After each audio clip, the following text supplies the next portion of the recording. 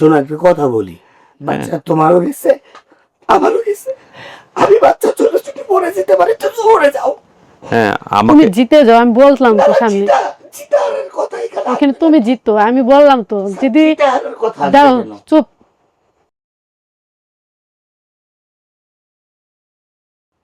আমার ওয়াইফকে পাশে বসে রেখে শুনি, সেটা ভালো হবে আরো, না হলে বিষয়টা ইয়ে হয়ে যাবে। আসুন আসসালামু বসেন, ওরা পাশাপাশি বসেন, ক্যামেরা পজিশনটা ঠিক করে দাও। আই থিঙ্ক ইটস ওকে না, একটু ডান দিকে দিব। হালকা একটু দিতে পারো, ফোনটা একটু বন্ধ রাখেন। আপনার কি হয় উনি? একটা মাইক্রোফোন ওনাকে দিয়ে দাও, যে কোনো একটা, বড়টাই দাও বা ছোটটাই দাও। হ্যাঁ, ওনার হাজবেন্ডকে বলে হেল্প করতে, সেটা ভালো হবে। অ্যাকচুয়ালি আমি হাতে পায়ে সমস্যা, দুই হাত পাই। ঠিক আছে চলবে। কতটুকু আছে অডিও লেভেল? আমি কিছু জিনিস একটু ইনফর্মালি কথা বলে নিই আগে, কারণ বিষয়টা খুব সেন্সিটিভ। আমি একটু জানতে চাই ঘটনাটা কি হয়েছে। আপনি বলতেছিলেন যে উনি কাউকে ভাই পাতাইছে, ভাইটার নাম কি? কিভাবে ভাই পাতাইছেন ওনাকে আপনি? মানে মার্কেটে দোকান ছিল, ওইখানে যাওয়া আসা করতাম, মানে ওইখান থেকে পরিচিত হয়েছে আর কি। ওনার নিজের কোনো দোকান ছিল? না, ভাড়া ছিল। পরিচয় হয় কিভাবে? ওই দোকান মার্কেট থেকে। মার্কেটে উনি কি করতেছিল, ঘটনাটা বলেন আমাকে একটু। মার্কেটে দোকান দিছিল, যে কাপড়ের দোকান, সাবা ফ্যাশন। সাবা ফ্যাশন, হ্যাঁ, সাবা ফ্যাশনের সাথে আপনার পরিচয়টা হলো কিভাবে? কেন? ওইখানে আমার হাজবেন্ড দোকানে চাকরি করতো। মানে পাশের দোকানে আমি জব করতাম আর কি। আপনি ওই সাবা ফ্যাশনের পাশেই জব করতেন? পাশের দোকানে job পাশাপাশি? করতাম। এটা হচ্ছে সাবা ফ্যাশন গ্যালারি, আর এই পাশে হচ্ছে স্বপ্ন ছোঁয়া। হুম। তো ওখানেই আমি জব করতাম। কিসের জব করতেন আপনি? এটা বোরকার দোকানে আর কি। আপনি কর্মচারী ছিলেন? জি। কর্মচারী ছিলেন। তো এই যে আপনার বোন, আপনার যে ওয়াইফ যে ওকে ভাই বানাইছে, এই ঘটনা আপনি জানতেন এই সময়টাতে? অ্যাকচুয়ালি যখন ওই যে আমার ওয়াইফ আমার দোকানে আসতো হুম।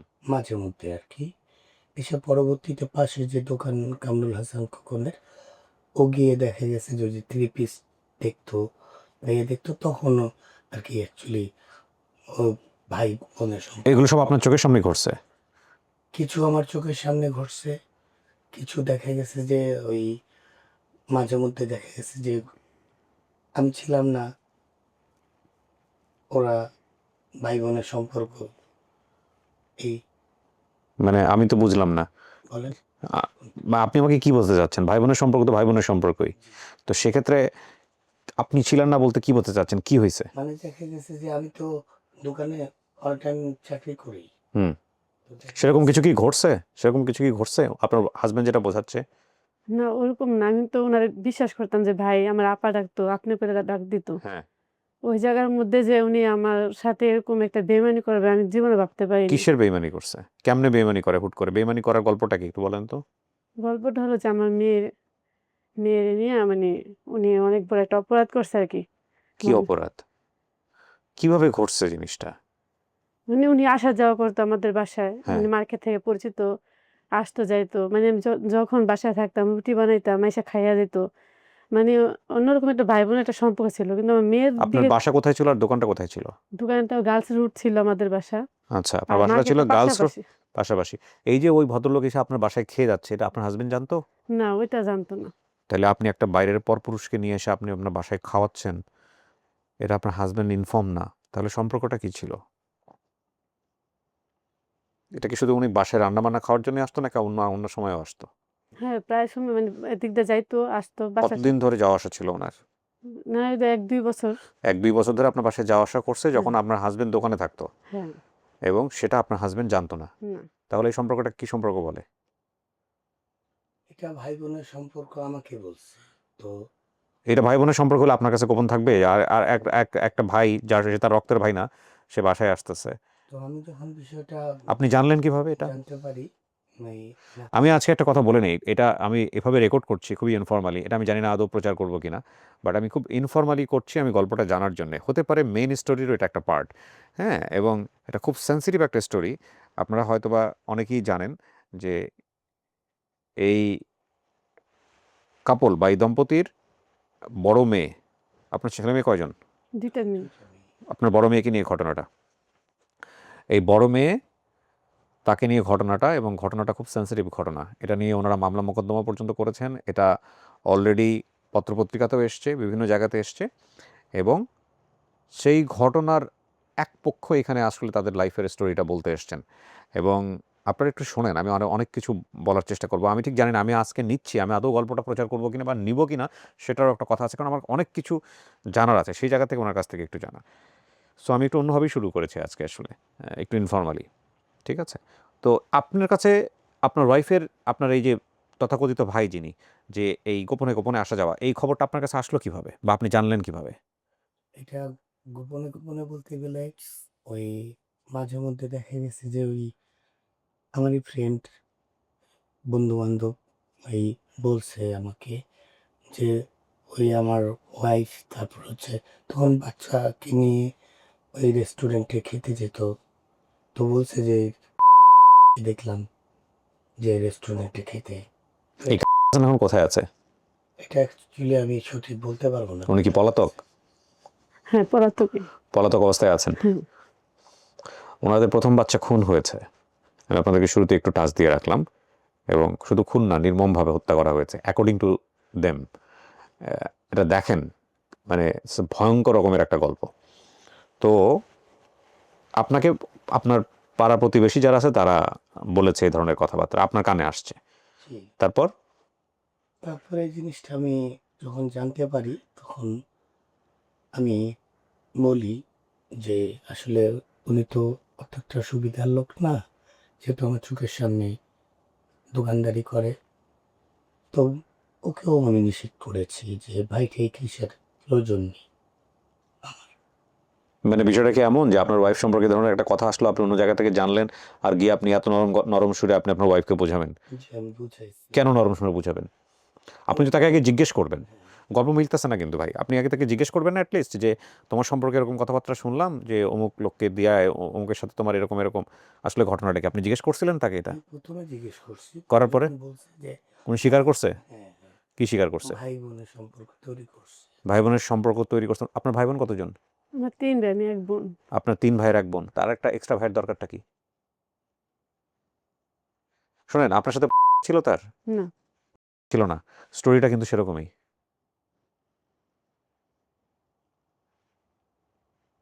আপনার কি মনে হয়? অ্যাকচুয়ালি আমারও ভাইয়ের সঙ্গে সম্পর্ক তো গোপন সম্পর্ক হয় না। আপনি আমাকে জাস্ট বোঝান, ওনার যে 3 ভাই, এই 3 ভাই বাসায় আসলে আপনি জানতেন বা আসতো কিনা? আপন 3 ভাই? বাসায় আসতে বলতে গেলে আমরা তো ভাড়া থাকতাম। আপনাদের বাড়িতে আসলে জানতেন কিনা, যদি আসে কখনো? হ্যাঁ জানতাম। তাহলে এই ভাই কেমন ভাই, যে ভাই বাসায় আসলে জানা যায় না, তাও বছরের পর বছর? এটা কি নর্মাল সম্পর্ক কিনা? আপনি আমাকে আমার সম্পর্ক না, আবার দেখা গেছে যে মানে কি বলবো বলার আমি ভাষা। না না, কি আপনি আপনি ক্যামেরার সামনে দাঁড়াইছেন, মানে হচ্ছে আপনাকে লক্ষ কোটি মানুষকে ফেস করতে হবে। আপনার ওয়াইফের সাথে এটা নর্মাল সম্পর্ক কিনা, এটা অ্যাকসেপ্টেবল কিনা? আমি যতটুকু মনে হচ্ছে, আপনাকে দেখে মনে হচ্ছে আপনারা প্র্যাকটিস করেন, পায়াস মানুষ। আপনার বাসায় আপনারই প্রতিবেশী একজন কলিগ, সে বছরের পর বছর আসতেছে এবং সেটা আপনার ওয়াইফ গোপন রাখছে, এবং সে বলতেছে এটা ভাই ভাইয়ের সম্পর্ক, মানে এটা কে নিবে? এটা নর্মাল মানুষ কি অ্যাকসেপ্ট করবে? কখনই কি রাখছে আর আপনি এরকমভাবে জানার পরে আপনি তাকে সুন্দর করে বোঝায় নিষেধ করবেন, আর এটাও আমরা অ্যাকসেপ্ট না, করবো? সুন্দর করে আমি বুঝাইনি। তাহলে প্রথমে কি ঘটনা করছে, ঘটনাটা বলেন আপনি আমাকে। জানার পর আপনি কি করছেন? জানার পরে আমি ওকে বলছি যে তোমার তো 3টা ভাই আছে, তারপর নতুন করে ভাইয়ের কেন এটা তুমি সম্পর্ক তৈরি করছো? কত সালে জানছেন আপনি? এটা জানছি হচ্ছে আপনার 2017 আগে, মনে হয় 17-র দিকে আমি চাকরি নিয়েছি নবীন প্লাজায়। হুম তখনই আর কি হুম। আমি জানি আর কি বিষয়টা। তারপর? তারপর ওকে আমি এই নিষেধ করেছি হুম। যে নিষেধের ধরনটা কি ছিল? নিষেধের ধরন ছিল এরকম অনেক যে রাগারাগি ছিল আরকি, ঝগড়া ছিল। ঝগড়া ছিল? জি গায়ে হাত যে তোলাতুলি ছিল? হ্যাঁ। বলেন, খুলে বলেন, আপনি এগুলো খুলে বলেন, কি করেছেন, কি হয়েছে? নিষেধ আপনি ওকে করেছি। ধরেন নাই? ওই যে যে হ্যাঁ, ওকে গিয়ে ধরেন ওকেও নাই? আমি ধরেন বলছি নাই? যে প্লিজ ভাই, আমাদের সংসারে ভাই বোনের যে আপনারা সম্পর্ক তৈরি করেছেন। প্লিজ বলছেন? এগুলো তো প্লিজ বলে কেউ? যে ছেলের আমি গায়ে আসলে রক্ত আছে জব সে তো প্লিজ করি, বলবে না। তখন আমি তো জব করি হ্যাঁ। আর উনি একজন সামনের দোকানের মালিক এই ধরতে গেলে। হ্যাঁ। তো এই হিসাবেই আমি আর কি ওইভাবে কথাটা বলেছি যে আমার বাসায় যাতে যাতায়াত না করা হয়। সরাসরি। ভাই সংসার জীবনটা আপনার, কিন্তু সাধারণত যেটা হয় আমরা সেই বিষয়ে আপনাকে প্রশ্নটা করি। আপনার ওয়াইফ সেদিন আপনাকে বলেছে যে ১.৫ বছর যাবৎ আমার বাসায় গোপনে গোপনে আসতো, বা আমিও এটা অ্যাকসেপ্ট করে নিয়েছি, এগুলো বলেছে সমস্ত কিছু? না। বলে নাই। আপনিও আর চেষ্টা করেন নাই বের করার যে ঘটনার ভিতরে কি ঘটছে? হ্যাঁ, বের কো- করার চেষ্টা করছি তো। বের করে আপনি জানতে পারছেন ১.৫ বছরে কিভাবে কিভাবে বাসায় আসতো? আসতো, তারপর হচ্ছে আমার ওই যে রেস্টুরেন্টে খেতে যেত যেগুলো। ওনার সাথে রেস্টুরেন্টে খেতে যেত? জি, জি। আচ্ছা, এগুলো সব বের করছেন? সব বের কিভাবে করছি। বের করছেন, উনি বলছে নাকি আপনি? না, আমার ওই মার্কেটে পরিচিত যারা তারা আরকি বলছে আমাকে। মার্কেটের পরিচিত লোকজন বললো, আর আপনি ঘরের লোকের কাছে জানতে পারতেছেন না? বা ওকে আপনি ডাকেন নাই যে তুমি কি কি করছো ওর সাথে, আমাকে বলো? জিজ্ঞেস করেন নাই? কাকে? মানে ওই যার নামে অভিযোগ দিচ্ছেন তাকে জিজ্ঞেস করেন নাই? হ্যাঁ, হ্যাঁ। হ্যাঁ, না, তখন ওর সাথে আমার তো কথা না। কথা হবে ওর সাথে। হ্যাঁ। কেন তুমি ওকে হুম, ভাই বানাইছো? হুম। কেন? হোয়াট? তো বিষয় হচ্ছে যে ওই ভাই বোনের সম্পর্ক তৈরি করতে গিয়ে দেখা গেছে যে ২০২২ সালের দিকে। মহিউদ্দিন, তুমি যাও গিয়ে কাজ করো, ওই যে তো দাঁড়িয়ে গেছে, আরেক থাকুক। হ্যাঁ, হ্যাঁ, তো ২০২২ সালের দিকে আমি আপনাকে সম্পূর্ণ খুলেই হ্যাঁ, আমি বলতেছি। শুনে জানতে চাচ্ছি। হ্যাঁ, তো আমার ওয়াইফ, তো আমি টঙ্গীর বাসা ছেড়ে দিই। হ্যাঁ।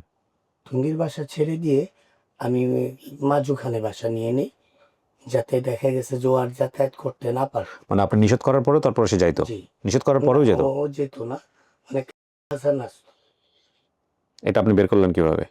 এটা বের করছি হচ্ছে যখন আমি অনেক অসুস্থ। একদিন আমার অনেক জ্বর। তো আমি সেদিন মানে ও তখন ওই যে সামনে অফিসে চাকরি নিয়েছে। তো আমি বলছি যে চাকরি বাকরি করার প্রয়োজন নেই। আমি তো কখনো চাকরি করাইনি।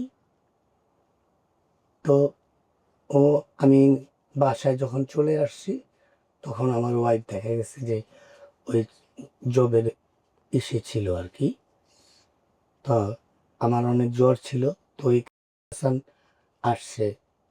এসে দেখা গেছে যে ওই আমার ওয়াইফকে নিয়ে আবার দেখা গেছে আমার ইয়েকে নিয়ে ওই যে রেস্টুরেন্টে খেতে গেছিল। উনি হাত পা এরকম এরকম করছে, ওনার আপনার এই প্রবলেমটা কবে থেকে হয়েছে? এই প্রবলেমটা ওই রুমের যে আমাকে রেখেছিল এরপর থেকে আর কি। রুমে বলতে?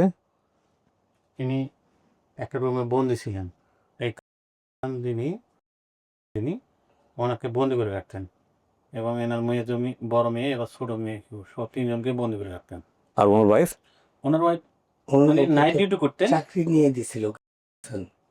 মানে আমি বিষয়টা স্যার মানে বলতেছি। অসুস্থ ছিল আর কি সে। আচ্ছা। তো প্রথমে যখন ওই যে আমার মেয়েকে করে ২০২২-এ, তো বিষয়টা তখন আমার মেয়ে, আপনার বড় মেয়ের বয়স কত তখন? তখন আমার মেয়ের ১৪ বছর বয়স। তো এটা বাবা বাবা হিসাবে তো আর আমি মেনে নিতে পারি না। আপনি জানলেন কিভাবে ঘটনাটা কি করছে? মেয়ে আমাকে এসে বলছে মেয়ে এসে কি বলছে? যে আব্বু এই ঘটনা। এই ঘটনাতে আমি কিছু বুঝবো না, আপনি আমাকে ডিটেল বলেন যে কেমন কিভাবে হয়েছে জিনিসটা। ডাইরেক্ট আমাকে এসে বলছে যে আব্বু, চাচ্চু আমাকে বাসায় ওই মানে আম্মু পাঠাইছে হচ্ছে, ওকে বলছে নাকি যে ওই যে এই খাবার নাকি এই শেফাকে পাঠাই দাও, খাবার কিছু আছে এগুলো আর কি নিয়ে যাবে। তো ওই শেফা খাবার নিতে গেছে ওইখানে আর কি, খাবার নিতে গেছে কার কাছে? ওই কামরার বাসায়। ওখানে বাসা পর্যন্ত চলে গেছেন আপনারা? শিফা। আপনিও যেতেন? যাই হোক, আপনার মেয়ে গেছে। হ্যাঁ, হ্যাঁ। আপনার মেয়ে গেছে মানে আপনিও যেতেন ওনার বাসায়? হ্যাঁ, মাথা নড়ে যেতেন মানে আপনিও যেতেন? ও ম্যারিড ছিল? কি আমার মেয়ে? কোন ম্যারিড ছিল? তো ম্যারিড, ওর মেয়ে আছে ২ টা শুনেছি আমি। আচ্ছা, তো আপনি ওর বাসায় যেতে দিতেন? ওর বাসায় কে কে ছিল? বাসায় কেউ ছিল না, ও একলাই ছিল, ওর শালা ছিল। থাকে। ব্যাচেলর থাকতো, হুম। এই বাসায় আপনি যেতেন? রেগুলার যেতেন? না, না, মাঝে মধ্যে আমি যাইতাম, মানে ওইদিকে যে যাইতাম যে মেয়ের স্কুলে নিয়ে, তখন ওই দিক দিয়ে যাইয়া দেখা করে আইসা পড়তাম মেয়েরে নিয়ে। কেন যেতেন এরকম ব্যাচেলর বাসায় আপনি? না স্যার, ওইখানে তো ভুলটা আপনাদের, আপনি এটা বুঝতে পারছেন? ভুলের বলি আপনাদের, ভুলের বলি আপনাদের সন্তান। এখানে আপনারও ভুল আছে। সরি, আমি জাজ করতেছি না। আপনি জানার পরে আপনার স্ত্রীকে মেনে নিয়েছেন কেন? এত বড় একটা ঘটনা জানার পরে আপনি তো প্রথমেই তাকে তালাক দিয়ে দিতে পারতেন। স্যার আমি তো তালাক দিয়েছি ওকে। হ্যাঁ, উনি আপনার স্ত্রী নন এখন? না, অ্যাকচুয়ালি পরে আবার আমরা বিয়ে করেছি। আচ্ছা। তো বিষয়টা হচ্ছে স্যার, যখন ওই বাসায় আমরা গেলাম, তো যখন ওই যে আসলো ওই খাবার নিয়ে যখন আসলো, আমি অনেক অসুস্থ। আমি আমার ওয়াইফকে বলতেছি যে তুমি কোথায়, তখন তাড়াতাড়ি আসো। তো তারপর আমি দোতলায় থাকতাম, আমি নিচে নাইমা রাস্তায় যখন বসে আছি, তখন আমি দেখলাম যে আমার ওয়াইফ ও রিক্সা থেকে নামলো খাবার নিয়ে, কিছু খাবার নিয়ে নামলো, রিক্সায় ছিল। তখন আমার ভিতরে একটা মানে প্রচন্ড রাগ সৃষ্টি হয়ে গেল ওইখানে। তো তখন যখন ও উপরে আসলো, আসার পরে অ্যাকচুয়ালি আমি পরের সেদিনই আমি ওকে খাটে বসাইছি, বসায় বলছি আমি তোমাকে দুটা শর্ত দিব, শর্ত অনুযায়ী যদি থাকতে পারো তাহলে তোমার আমার সম্পর্ক থাকবে, আর যদি শর্ত না মানো তাহলে কালকেই আমরা ডিভোর্স দিয়ে দুইজন আলাদা হয়ে যাব। তো প্রথম শর্ত হচ্ছে সহ কোনো ছেলের সাথে আর তুমি কোনো মানে আদার্স চলাফেরা করতে পারবে না, কোনো ভাই ঠাই কোনো কিছু হবে না। আর দ্বিতীয় শর্ত, তোমার চাকরিও করার প্রয়োজন নাই, বাসায় থাকবা, বাচ্চাদেরকে ঠিক কেয়ার করবা। অ্যাকচুয়ালি ও তখন এই শর্তটা মানিনি। তারপরে আমি ওকে মানে লালমনিরহাট পাঠাই দিই বাচ্চা সহ, আমার 2 মেয়ে সহ। এবং আমি যখন ওই যে দোকানে জব করি, তখন ও লালমনিরহাট যাওয়ার পরে দেখা গেছে যে ওইখান থেকে একটা যে আমি চেষ্টা করি যে ওকে মানে ফিরে আসার জন্য, যেহেতু বাচ্চা দুটা আমাদের অন্য আরেকটা ইয়ে করলে তো বাচ্চা দুইটা বুঝতো যে আমার এই অবস্থা, মায়ের এই অবস্থা, এগুলো বুঝতো বাচ্চারা? বা আপনাদের মধ্যে এরকম একটা সমস্যা চলতেছে এটা বুঝতো? না, আপনার সাথে আমার সংসার কত বছরে, তালাক দেওয়ার আগ পর্যন্ত? আমরা 2008-এ বিয়ে করেছি। ওকে। প্রথম তালাক হয়েছে?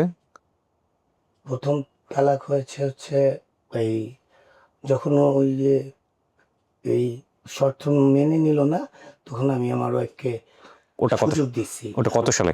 23 সালে। 23 সালে। সো 2008-এ বিয়ে করে 2022-এ ও লালমনিরহাট যায়। তালাকের ঘটনা জানতে চাচ্ছি আমি। প্রথম তালাকটা কত সালে? আপনি কথা বলতে পারেন, কোনো সমস্যা নেই। কত সালে দিয়েছে? 23 সালে। 23 সালে তালাক। বিয়ে হয়েছে কত সালে? 23 সালে তালাক না তো, তালাকের কাগজ আছে আমার কাছে। কত সালে দিয়েছেন? 22 বা 23 যাই করেন না। 22-এ। আচ্ছা 22-এ। বিয়ে হয়েছে কত সালে? 7। 2007-এ। 7 থেকে 22, 15 বছরের সংসার ও পর্যন্ত ধরে রাখলাম আমরা। এই 15 বছরের মধ্যে আপনার ওয়াইফ কখনো এরকম ঘটনা ঘটিয়েছে? আর না না, এই প্রথম? প্রথম ফার্স্ট। ও মোবাইল ইউজ করতো না, আমি ফোন দিলেও ওর ফোনের প্রতি কোনো চাহিদা নাই, এরকম না তো। কেন করতেন আপনি এটা? আপনার আপনার পয়েন্টটা আমি বুঝতে পারছি, কিন্তু আপনাকে বলি যে আপনার সংসারটা শেষ হয়ে যাচ্ছে, আপনার সংসারটাতে মানে আগুন জ্বলছে, এটার পরেও আপনার সংসার জঘন্য জায়গায় চলে যেতে পারে, আপনার সংসার শেষ, 15 বছরের সংসার, 2টা বাচ্চা আছে আপনার, তারপরেও আপনি কেন করতেন আমাকে জাস্ট এটা বলেন। This is a very important episode right now, I want to listen it. বলেন। আমি আসলে এরকম পাই নাই হাজব্যান্ড ওয়াইফকে পাশাপাশি বসায় রাখে যে এরকমভাবে একজন হয়েছে কখনো। আপনি জাস্ট আপনার অনুভূতিটা বলেন, আমি আপনাকে মোটেও বিচার করব না। কি হয়েছিল, কেন আপনার হাজব্যান্ডের কথা আপনি শুনতেন না?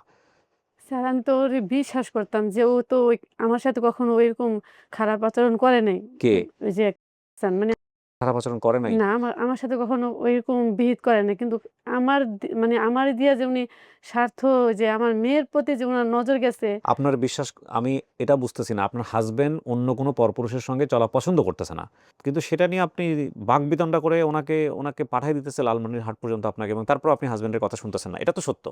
হ্যাঁ, এই অবস্থায় গেল কেন? মানে যখন ওই লোকটার সাথে আমি কথা বলি, যাওয়া আসা করি, মার্কেটে যাওয়া আসা করি, উনিও আসা যাওয়া করে, তখন তো আমি জানি যে ভালো লোক। আমি তো জানতাম না যে ওর ভিতরে কোনো খারাপ ছিল। মানে ও যখন বলছে যে উনি খারাপ লোক, কিন্তু আমি তো দেখতেছি না উনি খারাপ লোক। কিন্তু আমি কখনো আপনি আমাকে নর্মালি একটা বলেন, আপনি তো বুঝদার মানুষ। হুম। পৃথিবীর কোনো স্বামী এটা মেনে নিবে? জাস্ট এটা বলেন। ওর ভেতরে যদি বিন্দুমাত্র শরীরটা যদি রক্ত মাংসে করা হয়, এটা মেনে নেবে? তার ওয়াইফ ভাইয়ের সম্পর্ক করুক আর যাই কিছু করুক, রক্তের ভাই না, তার ব্যাচেলার থাকে, তার বাসায় যায়, তাকে 1-1.5 বছর ধরে গোপনে গোপনে নিজের বাসায় নিয়ে আসতেছে, খাওয়া দাওয়া করাচ্ছে, এবং নিজের ঘরে যেখানে 14-15 বছরের একটা বাচ্চা আছে, মেয়ে বাচ্চা, কোনো হাজব্যান্ড এটা মানবে? আপনাদের সম্পর্ক ধরে নিলাম পৃথিবীর সবচেয়ে পবিত্রতম সম্পর্ক, ভেরি ফানি ব্র্যাকেটে। সো এটা মানবে? এটা বলেন, এটা আপনি আপনার জায়গা থেকে বলেন, আপনার আপনার ঘটনা বাদ দেন, এটা মানবে? তাহলে এটা আপনি কেন করতেন? নিজেকে ধোয়া তুলসীর পাতা সাজানোর কোনো সুযোগ নাই। ক্যামেরা কখনো মিথ্যা বলে না, ক্যামেরা কখনো মিথ্যা বলে না, ঠিক আছে? আপনি আপনার ইমান ইমান এবং আকিদার জায়গা থেকে প্রশ্ন করে নিন যে আপনি কি করছেন না করছেন, এবং দেখেন রেজাল্ট কি দাঁড়াইছে। ওনার এই 14 বছরের বাচ্চার নাম কি? সোনালি একটা শিপা। সোনালী আক্তার শিফা। ঘটনা তো কেবল শুরু, কোথায় যাচ্ছে এনাদের নাম পরিচয় তো জানেন না। আপনার নাম কি ভাই? আমার নাম হচ্ছে সাগর, সাগর। মোহাম্মদ সাগর। সাগর বাড়ি কোথায়?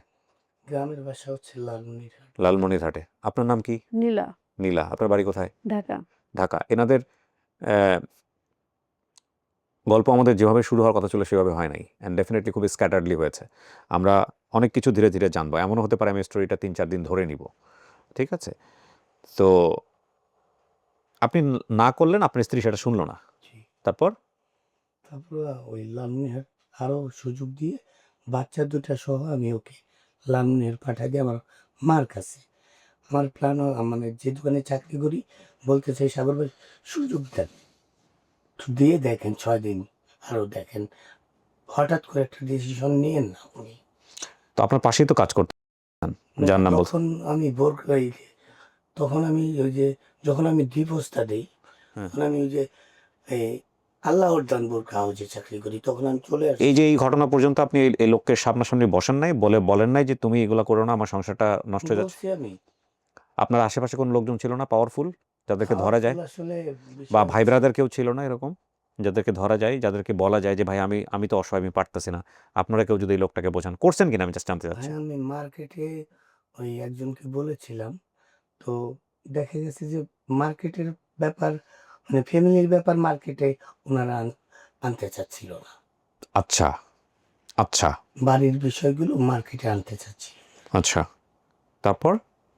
তারপর আমার ওয়াইফ যখন ওই যে ঢাকা লালমনিরহাট চলে গেল, পাঠাই দিলাম, সুযোগ দিলাম না, আমি মনে মনে ভাবছি এবং আমিও সাথে গেছি। হ্যাঁ গিয়ে আমি আমার ওয়াইফকে ওইখানে রেখে আমি 2 বাচ্চাকে রেখে আমি চলে আসছি হ্যাঁ ঢাকা পরের দিনই। হ্যাঁ তো আমার প্ল্যান হচ্ছে ওরা ওইখানে থাকলে তার বোনের সাথে তার সম্পর্ক থাকলো না। হ্যাঁ।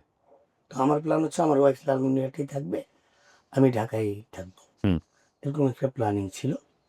তো ওইখানে অ্যাকচুয়ালি ওই আমার যে মা আছে মার সাথে একটু আমার ওয়াইফের দ্বন্দ্ব হয়, হওয়ার পরে আমার ওয়াইফ ওইখানে একটু ঝগড়াঝাটি করে ও আর থাকবে না, ও চলে আসবে ঢাকা।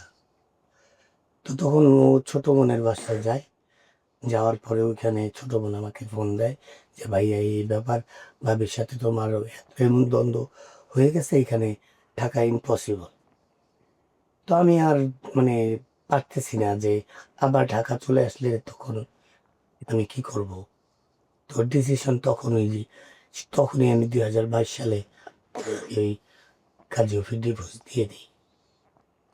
দিয়ে আমি এই ডিভোর্সের কাগজটা আরেক ছেলেকে দিয়ে বাসায় পাঠিয়ে দিই, ও নাইটে চলে আসে আর কি। আপনি ডিভোর্স দেওয়ার আগে তাকে তো বলছিলেন যে আমি ডিভোর্স দিব বা এরকম? না আমি এটা বলি নাই, না না, মানে তাকে আভাস দেন নাই যে এরকম হলে আমাদের সংসারটা টিকবে না? এটা তো আগে বারবার দিছি তারপরেও সে তার মানে লাইন থেকে সরে নাই? যে ওই যে মার সাথে ঝগড়া করলো, তারপর লাইন থেকে সরে নাই। এই যখন ডিভোর্সটা দিলেন তখন বাচ্চা দুইটা কার কাছে? তখন লালমনিরহাটে আমার নেই, লালমনিরহাটে কার কাছে? মার কাছে। আপনার আপনার পরিবারের কাছে? জি, আর উনি? ওর ঢাকা চলে আসছে। ও ঢাকা চলে আসছে। জি। আচ্ছা। আপনি 2022 সালে তাকে ডিভোর্স দিলেন। জি। আপনি ঘটনা প্রথম জানছেন কত সালে? ঘটনা এটা আসলে জানছি তো 2017-র দিকে আর কি। 2017-র দিকে ওনার এই ভাইয়ের গল্প জানছেন। জি। 5 বছর ধরে আপনি ওনার সাথে দৌড়াদৌড়ি করছেন। আপনাকে আল্লাহ কি দিয়ে বানাইছে ভাই? প্রয়োজন ছিল কেন টিকাইতে হবে? কি সংসার এটা? বাচ্চাদের জন্য। বাচ্চারা তো অসুস্থ সম্পর্ক দেখতেছে। এই সংসারের কোনো দরকার আছে? মা উল্টাপাল্টা আচরণ করতেছে। আপনি কন্টিনিউয়াসলি হেল্পলেস। তো এই বাচ্চারা কি শিখবে?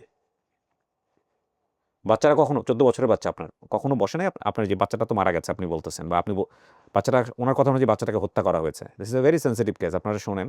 আপনি আমাকে বলেন, এই বাচ্চা কখনো বসেনি আপনার সাথে যে বাবা এই সংসার রাখার কি মানে বা কি হচ্ছে? কখনো বলেনি আপনাদের? না মেয়ে তো আসলে আমার মেয়েটা ওরকম বুঝে নিয়েও ছিল না। আর হচ্ছে খুব সরল সোজা ছিল আর কি বাচ্চাটা। ছোট মেয়ের বয়স কত? বর্তমান ছোট মেয়ের বয়স 10 বছর চলতেছে। 26-এ জন্ম, 16-তে জন্ম নিচ্ছে। 17 থেকে এই ঘটনা জানার পরে আপনি মামলা করেন নাই কেন ওর নামে? পরকীয়ার মামলা আছে জানেন তো বাংলাদেশে। সেটা জানি আমি। হ্যাঁ, এবং আপনার হাতে এভিডেন্ট ছিল, মামলা করেন নাই কেন? তো আমি ওর নামে মামলা করিনি, কারণ ওর যে ভাই বোনের সম্পর্ক তৈরি করছে। তো আমার কথা হচ্ছে যে আমি সংসার টিকাবো, কারণ বাচ্চার চিন্তা, আমার ওয়াইফের চিন্তা, কারণ ও তো এরকম না। আপনার অগাধ এরকম বিশ্বাস না। ছিল যে আপনার ওয়াইফ এরকম না। জি 17 থেকে 22 পর্যন্ত আপনি জানতেন যে ওরা ওরা এরকম লুকায় লুকায় বাসায় আসতো বা লুকায় লুকায় ওর বিল্ডিংয়ে যাইতো? না না, এগুলো জানতেন না? এগুলো আমি জানি না। কবে জানছেন এগুলা? এগুলো জানছি আমি হচ্ছে যখন আমাকে ওই যে শিফা বলল যে বাবা এই ব্যাপার, আম্মু ওই চাচু ফোন দিয়েছিল আম্মুকে যে কিছু খাবার আছে, এটা নিয়ে যেতে। ওই ঘটনা আমাকে পুরোপুরি বলেন তো। হ্যাঁ, তারপর কি হয়েছে? তো তারপর আমি যখন এই চাচুর বাসায় গিয়েছি, তখন চাচু আমাকে শারীরিক নির্যাতন করে। এটা আপনাকে বলে? জি। তখন আপনার ওয়াইফ কোথায়? তখন আমার ওয়াইফ তো বাসাতে? না, তখন তো আমি আমার ওয়াইফকে ডিভোর্স দিয়েছি না। ডিভোর্স দেওয়ার পরের ঘটনা এটা? জি কিন্তু আপনার বাচ্চা আপনার ওয়াইফের সঙ্গে থাকতো? জি। ডিভোর্স দেওয়ার পরে আপনার বাচ্চা কি আপনার ওয়াইফের সঙ্গে থাকতো? আমি যখন ডিভোর্স দিয়েছি তখন বাচ্চা আবার আমার ওয়াইফ আমাকে চাপ সৃষ্টি করছে যে বাচ্চা ওটার দরকার নেই আমার। আমার কথা হচ্ছে বাচ্চা কি ওয়াইফের সঙ্গে থাকতো তখন? বড় বাচ্চাটা কি ওয়াইফের সঙ্গে থাকতো? আপনার কাছে থাকতো আপনার বাচ্চা? জি হ্যাঁ, তো বলে ফেললি হয়। তো এখন কথা হচ্ছে আপনার বাচ্চা আপনার কাছে ছিল, ছোটটাও আপনার কাছে, বড়টাও আপনার কাছে। জি আপনি ডিভোর্স দেওয়ার পরে আপনি আলাদা থাকেন, আপনার ওয়াইফ বাচ্চাদেরকে নিয়ে আলাদা থাকে। এই অবস্থায় ছিলেন, দুজনেই ঢাকাতেই ছিলেন। জি। হ্যাঁ, আপনি ওই দিনের ঘটনাটা আমাকে বলেন, কি হয়েছে? আপনার বাচ্চাকে কোথায় পাঠাইছেন, কি অবস্থা? ডিভোর্স দেওয়ার পরে তো না, ডিভোর্স দেওয়ার পরে আমার মেয়েরা ওর মার বাসায় ছিল, মানে এরপরে আমার শাশুড়ির বাসায় ছিল। যে ঘটনাটা করছে ওই দিন বাচ্চাটা কোথায় ছিল? আপনার কাছে? না, আমি তো হ্যাঁ আমার কাছে ছিল। নইলে তো আপনি পাঠাতে পারতেন না ওর কাছে। যেদিন যে ঘটনা ঘটছে এটা আমার কাছে ছিল, কিন্তু আমি তো ওই যে অফিসে গেছি, আমি তার বলতে পারি না মেয়ে যাইয়া যে ওর বাসায় যে এরকম করবো, আমি তার জানি না। আপনি মেয়েকে পাঠাতেন ওর বাসায় রেগুলার? বাসায় কি মানে ওই যে ওই স্কুলে পড়তো, ওইখানে স্কুলে যাইতো, হারিসপুরে পড়তো আমার মেয়েটা। কোথায় পড়তো? হারিসপুরে। হ্যাঁ। আর সরকারি বাসা স্কুল। ছিল আমার মাজুখান। হ্যাঁ আমি যে মাজুখান চলে গেলাম, হ্যাঁ। তো ওই যে মেয়ে আসতো হারিসপুরে, আর হারিসপুর থেকে ওই বোনের বাসা তো পাশাপাশি। হ্যাঁ, কখন থাকে ব্যাচেলার? কি খাবার দিবে আপনাকে? তখন তো ডিভোর্স হয়ে গেছে। তো ডিভোর্সের পরে আপনারা সম্পর্ক কি করছেন না করছেন সেটা আপনি জানেন, আল্লাহ ভালো জানে। ডিভোর্সের পরে ভাই বোন ছিলেন, নাকি আপনাকে বিয়ে শাদী করার চিন্তা ভাবনা করতেছিল উনি? না না, ওরকম কোনো কিছু কখনোই ওইরকম আচরণ করে নাই। বললাম তো মানে উনি যেভাবে আমার সাথে মানে আমার আমি ছোট- একটা জিনিস বুঝতে পারছি না, আমি সরি টু সে, আপনার সংসার শেষ হয়ে গেছে এই ছেলেকে কেন্দ্র করে। কি আপনার সাথে ব্যবহার করছে না করছে এটা তো দরকারই নাই। আপনি বারবার তার সাফাই গাইতেছেন, এটা তো খুবই মানে I am losing my temper. আপনার সংসার শেষ হয়ে গেছে। সংসার শেষ হওয়া মানে বুঝেন? আপনি বাংলাদেশে জন্মগ্রহণ করা নারী, সংসার শেষ হওয়া মানে হচ্ছে আপনার হাজবেন্ড শুধুমাত্র আপনার সাথে নাই, আপনার 2টা বাচ্চা এতিম হয়ে গেছে কাইন্ড অফ। এটা বুঝতেছেন? তারপরেও আপনি আপনার বড় বাচ্চাকে ওনার কাছে পাঠাইছেন। কি মানে কোন কারণে পাঠাইছেন? মানে কারণটা কি আসলে? আপনার বড় বাচ্চার বয়স 14 বছর ছিল, আপনি জানেন এটা? 14 বছরে মোটামুটি মেয়েরা সাবালিকা হয়ে যায়, এটা আপনি জানতেন? মা হিসেবে জানতেন? আনসার করতে হবে, আপনি জানতেন? জানতাম, কিন্তু আমি জানতেন। তো জানি না যে এটা। যে লোকের কাছে পাঠাইছেন এ লোক বাসায় একা একা থাকতো, এটা জানতেন? তো অপরাধী তো আপনি তাইলে।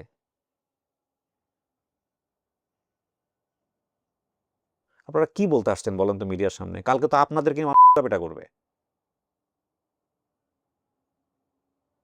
যে লোকরে নিয়ে বলতে আসছেন এই লোকরে নিয়ে কিছুই বলবে না, আপনাদেরকে লোকজন দিবে। কেন আসছেন এখানে? কি করছেন আপনারা? আপনি মা,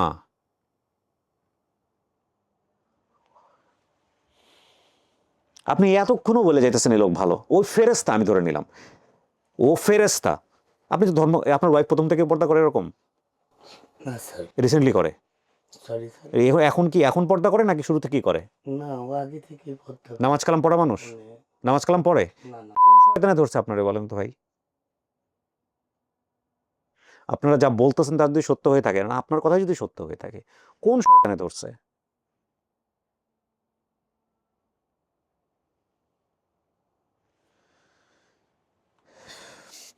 আনবিলিভেবল।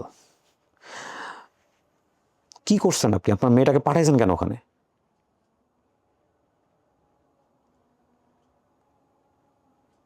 আপনাদের মামলাটা কোন অবস্থায় আছে? তুমি পূর্ব থানায় তখন কত সালে করছেন? 2022 সালে করেছিলাম। তুমি যখন আমার মেয়ে আমাকে এসে বলে তখন আমি ডাইরেক্ট থানায় নিয়ে যাই ওসি স্যারের কাছে। যখন এই ঘটনাটা বলছে? আচ্ছা, আপনি ওর সাথে কথা বলেন না যে তুমি কেন পাঠাইছো বা কি অবস্থা? তা তখন আর আমার মাথায় সেন্স ছিল না। স্বাভাবিক, সেন্স না থাকে স্বাভাবিক। তখন আমি আপনার মেয়ে আপনার কাছে সবকিছু খুলে বলছে। খুলে বলার পরে আমি ডাইরেক্ট টঙ্গী পূর্ব থানায় বাচ্চাকে নিয়ে চলে যাই। তারপর যাওয়ার পরে আমি যে ওসি স্যারকে বলি যে স্যার আমার মেয়ের কথা চলে। তখন ওসি স্যার যখন আমার মেয়েকে কথা শুনে তখন ওসি স্যারই কেঁদে দেয়। তখন বলে কুকুর কোথায় আছে, কুকুরকে ধরে নিয়ে আসো। দুইটা এসআই পাঠায়। বলে আমিও যাই সাথে। তখন তো আমি সুস্থ একদম। আমার তখন মার্কেটে দোকানে ওই পোশাক বাড়ির শোরুম আমি দিয়ে দিচ্ছিলাম হুম রাবেয়া টাওয়ারে আর কি, মোটামুটি ভালোই। তো যাওয়ার পরে ওই ছেলেটা ওই যে ব্যাগ নিয়ে শুধু নবীন প্লাজার দোতলায় উঠছে ওর দোকানে আর কি। দোকানে ওঠার পরেই আমি যে ওইখানে ওকে পাইছি, অ্যারেস্ট করছেন? সাথে সাথে অ্যারেস্ট করে। এগুলো কোনো ডকুমেন্টস আছে আপনার কাছে অ্যারেস্ট যে হয়েছে? ভিডিও ফুটেজ ভিডিও ফুটেজ আছে? ভিডিও ফুটেজগুলো নিছেন? মোবাইলে আছে আমার। আচ্ছা, দিয়ে যাবেন আপনি আমাদেরকে। অ্যারেস্ট করার সাথে সাথে ওই থানায় নিয়ে যায়, নিয়ে যেয়ে মামলা দায়ের করা হয়। অ্যারেস্ট করার পরে মামলা দায়ের করা হয়। জি। মামলার কপি আনছেন? জি স্যার, কত সালে এটা হয়? এটা 2022 সালে মামলার কপি দিয়ে আছে স্যার। 2022 সালে মামলা হয়। জি। জি। তারপর রিপোর্ট আসছে আপনার মেয়ে যে এই ঘটনার বা ভিকটিম, এটা রিপোর্ট আসছে? এটা রিপোর্ট দেয়নি, না ওইখানে মেডিকেল রিপোর্ট। মেডিকেল কোনো রিপোর্ট আসছে? বলতে গেলে কি স্যার, আমার মেয়েটাকে ওই ধর্ষণের চেষ্টা দেওয়া হয়, আচ্ছা ধর্ষণ দেওয়া হয় না। আচ্ছা, তারপর? তো কিন্তু এটা- আপনার কথা অনুযায়ী কি মেয়েটা কি ধর্ষণ হয়েছিল না? জি, আপনার কথা অনুসারে হয়েছে, কিন্তু এখান থেকে দিছে ধর্ষণ চেষ্টা। চেষ্টা কেন চেষ্টা? আপনি এটা মানলেন কেন? আমি মানিনি তো স্যার। ওই কোর্টে এখন মেয়ে ওই যে এসআই আছে, এসআই নিয়ে যে ওই চেষ্টার কথা বলছে। তো আচ্ছা, আমি তখন নিজের গালে নিজে থাপড়াইছি যে কেন চেষ্টার কথা বলছে। তো এসআই আর কি সে ফাঁকে বলছে যে মেডিকেল করতে হবে, এটা সেটা এগুলোর ঝামেলা। তো তুমি মেয়েকে মানে ম্যাজিস্ট্রেটকে তুমি এইটা বলবা। ওই সময় আপনার ওয়াইফের ভূমিকা গিয়েছিল, যাকে তালাক দিচ্ছেন, তখন তার স্ত্রী না, সাবেক স্ত্রী। উনি কি করতেছিল ওই সময়টাতে? ওই সময়টাতে ওনার সাপোর্ট পাইছেন আপনি? থানা পুলিশে দৌড়াইতেছেন? না আমি হ্যাঁ পাইনি স্যার। ভাই, আপনার আল্লাহ কি দিয়ে বানাইছে? আপনার কি আসলে যা বলতেছেন এগুলো সত্য? 100%। কোনো পুরুষের পক্ষে এগুলো সহ্য করা সম্ভব না যদি নর্মাল পুরুষ হয়ে থাকে। তো একটু বলি স্যার, পরে আমি হচ্ছে ওই মামলা দায়ের করি। যখন কোর্টে নিয়ে গেছে পরের দিন আমাদের, নিয়ে যাওয়ার পরে যখন ওই যে আমার মেয়েকে নিয়ে গেছে তখন আমাকে বলল যে, মেয়েকে আমি বলছি যে বাবা যেটা সত্যি সেটাই বলবা, মিথ্যা বলবা না। তো ওই এসআই মেয়েকে বুঝাইছে হয়তো বা টাকা পয়সা খাইছে কিনা ওই ছেলের কাছ থেকে সেটা আমি জানি না। তো পরে যখন চেষ্টার কথা বলছে যে হাত দিছে, হাত দিছে, এটা ম্যাজিস্ট্রেটকে মেয়ে স্বীকারোক্তি দিছে। হুম। তো এটা ওই মামলাটাই আর কি যখন আমাকে বললো তখন খুব আমার খারাপ লাগছে। তখন আমি এসআইকে বলছি যে আমার মেয়ে আপনি চেষ্টার কথা বলছেন কেন? তো বলছে যে সাগর ভাই মেডিকেল করতে হবে, এটা সেটা, মেয়েকে তো বিয়ে দিতে হবে আপনার। আমাকে এসআই কথা এ কি আপনার এখনো মামলার আয়ু? মানে এই এসআই কি এখনো? চার্জশিট দিয়ে দিচ্ছে আমাকে বলছে। ও, উনি নিজে নিজে চার্জশিট দিয়ে দিছে? আচ্ছা, এই এসআই আপনার এখনো আছে নাকি এসআই কে চেঞ্জ করা হয়েছে? না উনি এখন গাজীপুরে আছে এসআই। আচ্ছা, ওসির সাথে কথা বলেন নাই আপনি এটা নিয়ে? ওসির সাথে যে আমাকে কেন চেষ্টা দেওয়া হচ্ছে, আমার তো মেয়ে তো হয়েছে, আমরা কেন এটা ওসির সাথে কথা বলেন নাই নাকি আপনিও মেনে নিছেন? ওসির সাথে গিয়ে হ্যাঁ, তারপর? তখন ওসি মানে ওরকম ভাবে আমাকে ইয়া করেনি যে তখন ওসি আমাকে বলছে যে তো বাচ্চাটাকে আপনারা বিয়ে দিবেন, আর যখন রেপ হবে তখন তো ভালো জায়গায় আপনি বাচ্চাটাকে বিয়ে দিতে পারবেন না। মেনে নিতে হলো। হুম। তো আমি আমার বাচ্চাকে নিয়ে তো আমি গ্রামের বাসায় চলে যাই, হুম। লালমনিরহাট। তো ছোট মেয়েটা ওর কাছে ছিল। ও সিসার ছোট মেয়েটা ওর কাছের থেকে আমাকে, মানে তখন ছোট মেয়ের বয়স 6 বছর না 5 বছর। তো আমি বড় মেয়েকে নিয়ে চলে গেছি। পরে আবার যখন ব্যাক করে আসছি, তখন ছোট মেয়েটাকে ও আমাকে দিয়ে দিছে। পরে আবার আমি ছোট মেয়ে লালমিয়াট নিয়ে গেছি। হুম।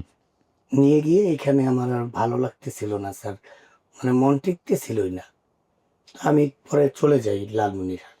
এত কিছুর পর আপনি ওয়াইফকে কিছু বলেন নাই, মানে এই যে ওর কারণে? ডিভোর্স হয়ে গেছে, ওকে আর কি বলবো আমি।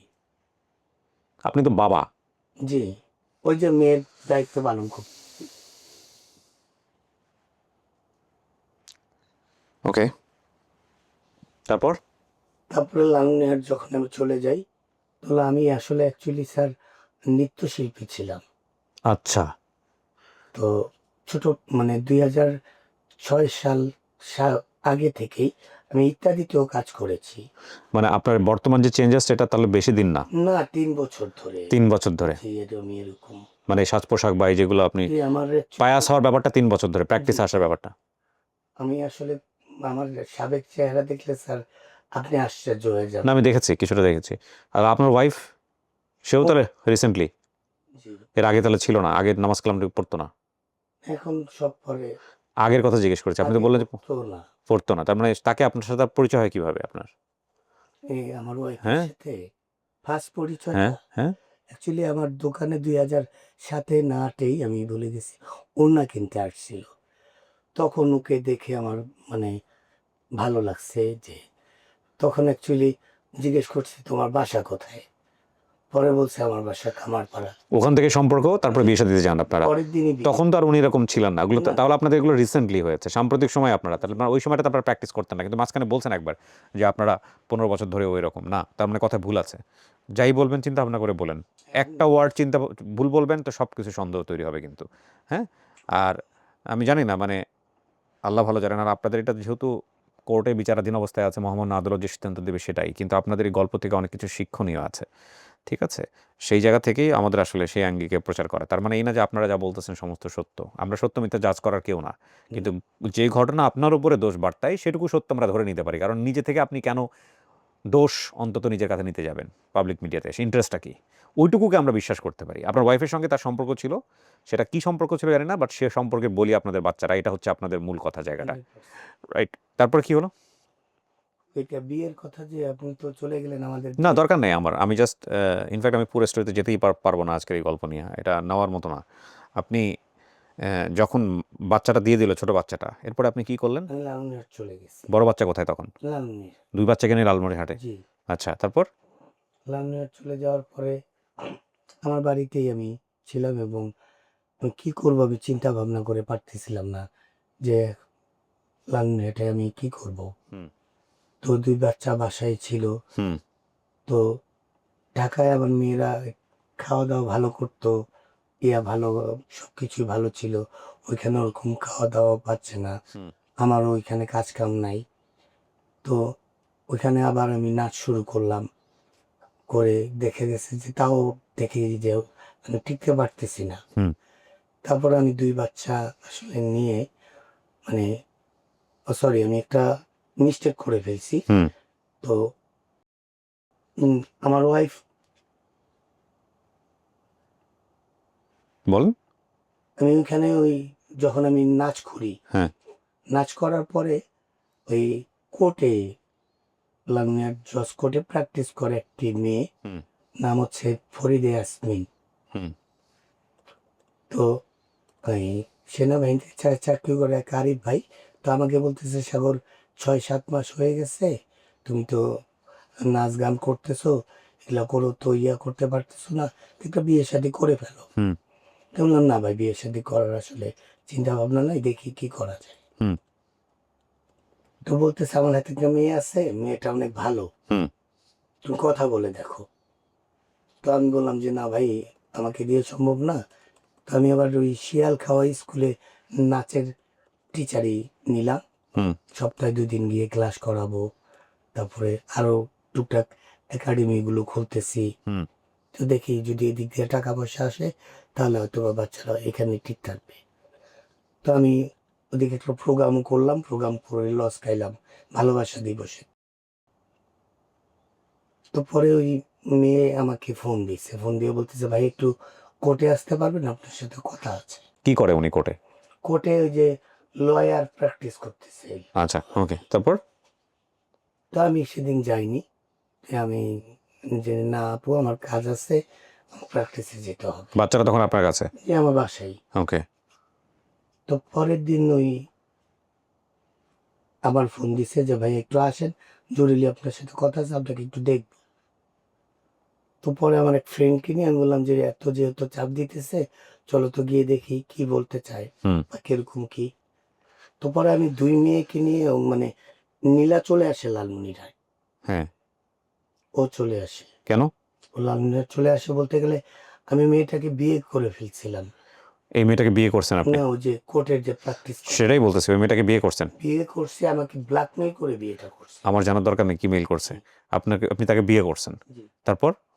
তো বিয়ে করার পরের দিনই মানে ও আমার বাচ্চা প্রথমে আমাকে এমন ভাবে কনভিন্স করছে, যে বাচ্চাকে দেখবে, বাচ্চাকে দেখবে, বাচ্চা ছাড়া মানে কিছুই বোঝে না। ওই মা। হ্যাঁ, ওই মা। পরে দেখা গেল যে না, ঘটনা উল্টা। পরের দিন বলতেছে এটা তোর বাচ্চা না, আমার বাচ্চা নাকি, এটা তো তোর বাচ্চা।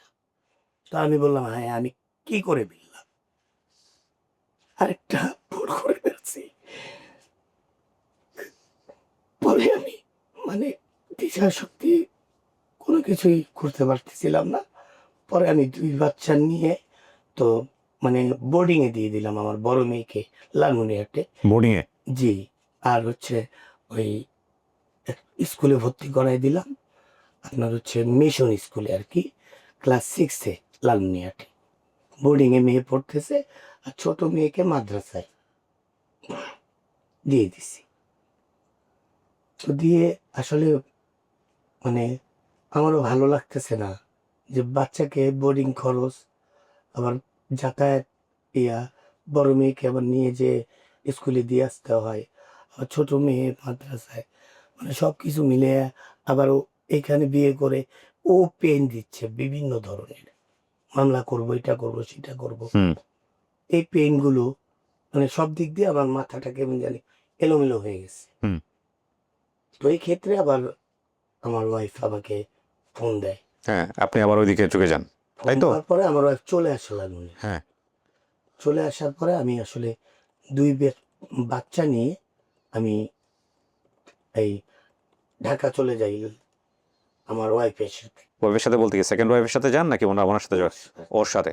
তখন সেকেন্ড ওয়াইফ কি আপনি ডিভোর্স দিয়ে দিয়েছেন? না, না, ও তো মেন্টালি প্রবলেম দিচ্ছে আমাকে। ওর মতো আছে, তখন ওর সাথে যোগাযোগ করছেন আবার? জি। আচ্ছা, এই যোগাযোগটা কেন? ও ভুল স্বীকার করছে যে আচ্ছা। যা হইছে হইছে, তো আমরা নতুন করে আবার দেখি কি হুম। করা যায়। হুম। তো এই ভুল স্বীকারের সমাধান কি চাইছে? সমাধান কি হতে পারে ভুল স্বীকারের সমাধান? যে যা হইছে হইছে, আমি আর আপনার দ্বিতীয় স্ত্রী সে মেনে নিবে, নাকি আপনি তাকে ডিভোর্স দিয়ে দিবেন? কন্ডিশনাল কি ছিল, মানে ভুল স্বীকারের সিদ্ধান্তে কি ছিল যে আপনি আমি এই ডিভোর্স দিয়ে দিব। আপনি ওটাকে ডিভোর্স দিয়ে দিবেন, আবার ওনাকে বিয়ে করবেন, তাই তো? জি, এটাই তো ছিল। একটা প্ল্যানিং ছিল আমার। হ্যাঁ, তারপর সে কি করছেন আপনি এটা বলেন। আমি ওই 2 মেয়ে নিয়ে ঢাকা গিয়ে হ্যাঁ। আমি ওকে আমার বাচ্চা দিয়ে দেই। আচ্ছা। বাচ্চা 2টা নিয়ে তোমার বাবার বাসায় চলে যাও। আমি আমার ছোট ভাইয়ের বাসায় চলে যাই। আচ্ছা, তারপর? তো ছোট ভাইয়ের বাসায় যাওয়ার পরে আমি ছোট ভাইয়ের বাসায় প্রায় 15 দিনের মতো থাকি, এবং আমার ওয়াইফ বাচ্চা 2টা নিয়ে ওর বাসায় চলে যায়। ওকে। কিন্তু বাচ্চা 2টা নিয়ে ওর বাসায় যাওয়ার পরে ওর বাসায় ওর ঠাঁই হয় না। আমার বাচ্চা 2টা কেন? এটা ওই ভালো জানে। কি হয়েছে বলেন তো? নীলা না আপনার নাম? জি, কি হয়েছে বাচ্চা ধরে নিয়ে যাওয়ার পরে? একবারে খুলে বলো, সমস্যা কি? হ্যাঁ, বলেন। মানে ও আবার আমাদের বাসায় যা ঝগড়া করছিল অনেক। 3 ভাইয়ের 1 বোন। আমাদের ওখানে স্থানীয় বাড়ি, আমাদের সবাই চিনে। আমার হ্যাঁ। নানা পুলিশ। মানে আমাদের ওখানে নাম ডাক আছে, বুঝছেন? হুম। তো উনি যাইয়া অনেক রং ব্যবহার করছে। ওইটা আমার মাও পছন্দ করে না এখনো। আমার ভাইয়ের ওনার পছন্দ করে না। আগে অনেক পছন্দ করছে জামাই হিসাবে। হুম। কিন্তু যখন খারাপ ব্যবহার করছে যাইয়া, তখন আর পছন্দ করে না, খারাপ বুঝছেন? ব্যাপারটা কেন করছে?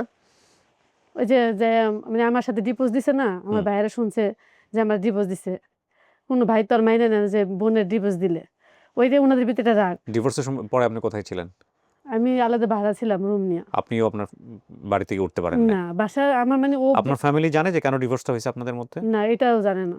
আপনার ফ্যামিলি কিছুই জানে না? না এটা এখন তো জানে, এখন তো সবাই জানে ঘটনা কি করছে, কারণ আপনারা তো ফেসবুকে লাইভ টাইপ করছেন, বিভিন্ন জায়গায় গিয়ে মানববন্ধন করছেন, আমি যতদূর জানি কিছু ফুটেজও পেলাম। এখন তো সবাই জানে।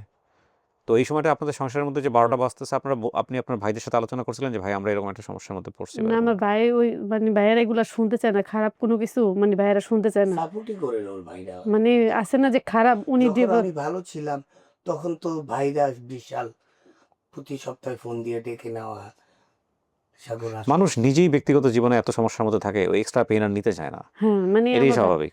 ভাইয়েরা চায় না যে ও ডিভোর্স দিছে। ওর অনেক কিছুই আছে আমার ভাইয়েরা জানে। তো এইজন্য ভাইয়েরা ওরা অ্যাকসেপ্ট করে নাই লাস্টে আরকি একবারে। যখন ডিভোর্স দিয়ে দিছে তখন আমারও চিনে নাই কে। এলাকার মধ্যে আমি যেমন মান-সম্মান আছে মানে এগুলা নিয়ে পরে আমি আলাদা একটা রুম নিয়ে থাকছি। ওই সময় আপনার এই কামরুলের সাথে, কামরুল না কি নাম ভদ্র, কামরুল হাসান। কামরুলের সঙ্গে আপনার যোগাযোগ না, ছিল? তখন না। ওই জেলে ছিল। ও তখন জেলে ছিল? হুম। জি। তো যাইতেন না আপনি জেলে, খাবার না, টাবার নিয়ে যাইতেন না? না আমি ওই ছাড়ানোর চেষ্টা করেন নাই? না উনার সাথেও আমার ওই যে আছে না যে উনারে যে দেখবো বা এসে এগুলো কোনো কিছু ছিল না। ওকে। তো তারপরে আপনার ফ্যামিলি থেকে সাপোর্ট পান নাই, তো কি হলো এরপরে? এরপরে স্যার বিষয়টা হচ্ছে তুমি বলো ওই পরে আমি কামরুল রুমটা হাসান একটা রুম খোকন। নিছি। ওইখানে একটা রুম নিছি। ওই মানে ওই জায়গার মধ্যে মেয়েগুলো নিয়ে আমি ঘুরতাছি। ও তো নাই। ও তো হুম। ওর ভাইয়ের বাসায় বুঝছেন? পরে আমি কি করবো একা এখন আমার ফোন ফ্যামিলি দিলে ওনার আমি মাও যখন দেখেন ফোন দিতাম খুব হাসি খুশি। ও হাসতো, কি হয়েছে বলো এটা। তো আমি তখন মনে করতাম ওরা তো ভালোই আছে। তো আমারও প্ল্যানিং ছিল যে আমি কিছু একটা মানে দুইজনে আবার বিয়ে শাদী করে আমরা দেখা গেছে যে আবার একটা ভালোভাবে সেটেল হয়ে যাবো, বা শুধু বাচ্চাদের চিন্তা করে। তো বিষয় হচ্ছে ওকে নাকি হাসান জামিনে বের হয়েছে। বের হয়ে বলো কি বলছে তোমাকে ফোন দিয়ে। বলছে যে আমার ভুল হইছে। আমি যে কাজটা করছি কুকুরের মতন বা জানোয়ারের মতন আমি এই কাজ আর করবো না। তোমাদের সংসারটা মিলাই দিও। মানে আমারে ফোন দিয়ে বলতেছে আরকি। পরে আমি আবার ওরে নিয়ে ওইখানে গেছি। পরে ওর কাছে আবার মাপ চাইছে। হ্যাঁ, করছে এটা? হ্যাঁ। কি করছে? আচ্ছা, হ্যাঁ, ওইটাই তো শুরু। হ্যাঁ, কি করছে? আপনি বলেন ফার্স্ট তো স্টেশন আমাকে ফোন দিছে আমার ওয়াইফ যে তুমি একটু আসো। তো আমি বললাম কোথায় যাব? বলতেছে আসো, গুড নিউজ আছে, ভালো নিউজ আছে। কারণ ও ওইখানেও টিকতে পারতেছে না। মানে এখন যে ওকে ব্ল্যাকমেল করতেছে এটা তো ও বুঝতেছে না। না আমাকেও বলেনি। আমি যখন স্টেশন রুট আসলাম তখন বলতেছে যে আমার সাথে চলো, এক জায়গায় যেতে হবে। তো বললাম কোথায় যাব? বলতেছে আসো। তো নিয়ে গিয়ে সেই শিয়ালের গর্তে দেখে আবার আমাকে নিয়ে যে ঢুকাইছে। কি হয়েছে ওখানে, কি পাইছেন আপনি? ওখানে যাওয়ার পরে হাসান খোকন আমার পাও ধরে মাপ চাচ্ছে। কার সামনে? এই ও ছিল, আর আমার বড় মেয়ে ছিল, আর ছোট মেয়ে পাশের ওয়াশরুমে ছিল। এটা কি ওনার বাসাতে নিয়ে গেছে? হ্যাঁ, যে ওই ফ্ল্যাটের ৪র্থ তলায়। তারপর? তো নিজের গালে নিজে থাপড়াচ্ছে। থাপড়ায় বলতেছে আমার মতো পাপী, আমার মতো জঘন্য ছেলে হয় না। তো ভাই আপনি আমাকে মাফ করে দেন। আমি যে ভুল করছি এটা আসলে আমার অন্যায় হয়েছে। আমি এরকম কাজ আর আসলে এটার জন্য আমি শাস্তি পেতে চাচ্ছি। এই কথা বলে এই সময় যাচ্ছে, তো আজান দিয়ে দিছে। তো আমার ওয়াইফের হাতে ২,০০০ টাকা মনে হয় দিল, দিয়ে বলল যে বাচ্চা দুটাকে নিয়ে বিরুনি নিয়ে আসো, আমরা একসাথে বিরুনি খাবো। তা আমি বলতেছি যে ভাই আমিও চলে যাবো, এখানে থাকবো না, আর আমি বিরুনি খাবো না, আমি এখানে থাকবো না, আর তোমাদেরও বিরিয়ানি খেতে হবে না, চলো এখান থেকে চলো। তো আবার আমার হাতে পায়ে ধরে বলতেছে যে কি রে, ওইখানে আরো 2 জন ছিল, যে কি ভাই আপনি কি আমাকে এখনো বিশ্বাস করতে পারতেছেন না? আমি না ভাই, বিশ্বাসের অবিশ্বাস না, আমি এখানে তো থাকতে আসি না, আর বিরিয়ানিও খেতে আসিনি। মানে ও কি চাচ্ছিল আপনার মামলাটা তুলে নেন বা এরকম কোনো কিছু? না, আমাকে মামলা তোলার কথা বলেনি। আচ্ছা, তারপর? মামলা যে তুলে নেন বা এই ধরনের কোনো কথা বলেনি। ওকে। তো আমার ওয়াইফ যখন বাচ্চা দুটা নিয়ে চলে গেল, মানে যাওয়ার পরেই মানে 2 জন ওরা ছিল, ধরে আমাকে হাতে একটা ইঞ্জেকশন মারে আর ঘাড়ে একটা ইঞ্জেকশন মারে। দুজন কে ছিল এখানে? ওটা ওর শালা একটা নাম, আরেকজন ছিল হচ্ছে আমি ফেস দেখলে এখন চিনবো কিনা বলতে পারি না, ওরই বন্ধু, ওই এলাকায় বাড়ি। আপনার ওয়াইফ তখন বাচ্চাকে নিয়ে? বাচ্চা দুটা নিয়ে ওই যে খাবার আনতে গেছে। তার মানে এখানে যে যাওয়ার আগে আপনাকে কোথায় নিচ্ছে আপনার ওয়াইফ সেটা আপনাকে বলে নাই? না, আপনি কিভাবে নিশ্চিত হলেন যে আপনার ওয়াইফের সাথে জড়িত না?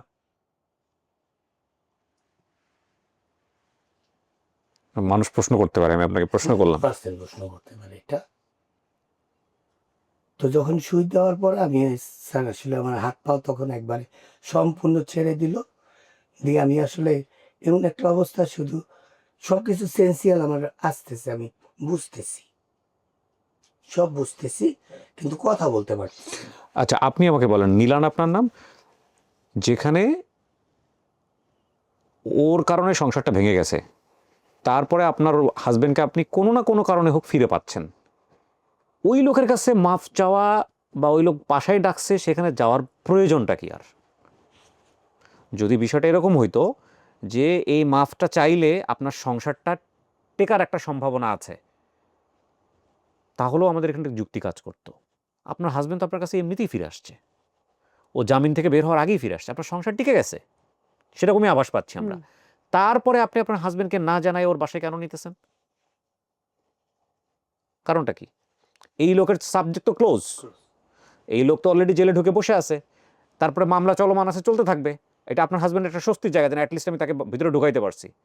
সেখানে আপনি এই লোকের, আপনার হাজবেন্ডের পা ধরে মাপ চাওয়ার বিষয়টা কেন আসতেছে? মানে কী কারণে আপনি তাকে নিলেন? ও স্যার ওই যে ঠাই পাচ্ছে না তো কোথাও। না, সেটা অন্য জিনিস। আপনি তো ওকে এক অর্থে রিসিভ করা শুরু করে দিয়েছেন, জি। সেখানে তো আর এই লোকের কোনো কন্ট্রিবিউশন নাই। তাইলে এই লোক বের হয়ে মাপ চাওয়া কি আর না চাওয়া কি? আর এখানে গোপন করে তাকে, আপনার হাজবেন্ডকে পুরোটা জিনিসটা গোপন করে তার বাসা পর্যন্ত আপনাকে কেন নিতে হবে? আমাকে ফোন দিছে, দিয়ে বলতেছে কি যে নিয়ে আসো, যে আমি মাপ চাই, আমি যে কেন চাওয়াবেন? আপনি তো বুঝতেছেন যে ভুলটা হইছে আপনাদের, আপনারা দুজন যে কাজ করছেন ওনার প্রতি, এটা তো ভুল ছিল। তো আপনি তাহলে কেন নিবেন ওনার কাছে? এটার জন্য তো আপনার সংসার সেভ হবে না। ও মাফ চাইলে যদি আপনার সংসারটা সেভ হইতো, তো একটা যুক্তি থাকতো যে না ঠিক আছে, ওকে দিয়ে যদি মাফ চাইতে পারবো, আপনার হাজব্যান্ড এরকম একটা কন্ডিশন দিছে, আপনি সেই কারণে সংসার সেভ করার জন্য তাকে নিছেন, বুঝলাম। তারপরেও সন্দেহ তৈরি হওয়ার অনেক জায়গা আছে আপনাকে নিয়ে, কিন্তু সেখানে এরকম কোনো কথাই নাই, কোনো বিষয়ই নাই। সেক্ষেত্রে আপনি আপনার হাজব্যান্ডকে না জানায় ওর বাসায় এভাবে নিলেন কেন?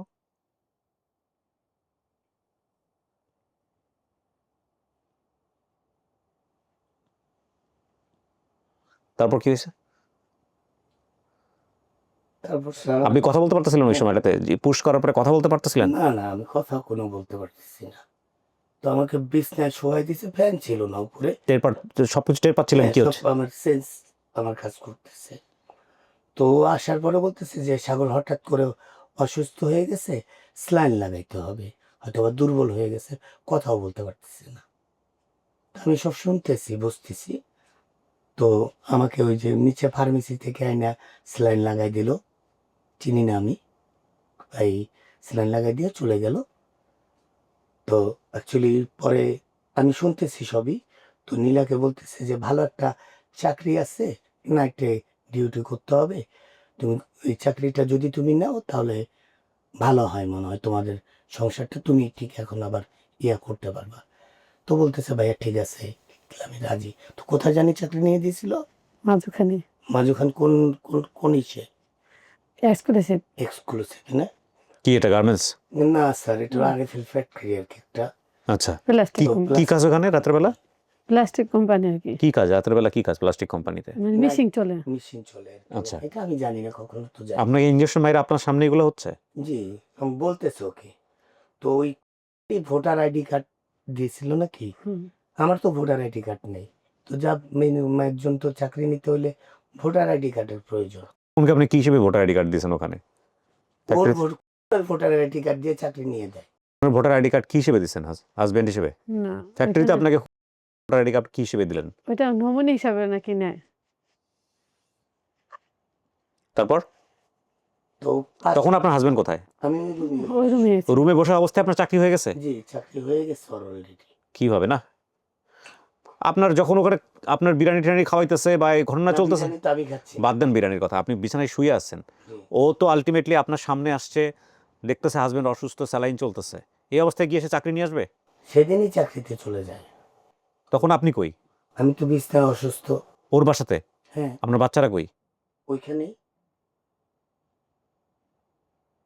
এটা মিলতেছে না ভাই আমার লজিকে। এত বড় রিস্ক সে নিবে? আপনার তো সেন্স ফিরে আসলেই তো আপনি বলে দেবেন যে আপনার ওয়াইফকে কি হচ্ছে না হচ্ছে। তো তারপর সে চাকরি, ওর প্ল্যান কি তাহলে? এটা ওই ভালো জানে স্যার। কি হয়েছে তারপরে আপনি বলেন তো? তারপরে নীলা চলে গেছে খোকনের ভোটার আইডি কার্ড নিয়ে। 5টা আর কয়টা 5টার দিকে মনে হয় বের হয়ে যায় ভোটার আইডি কার্ড নিয়ে। তখনই আসলে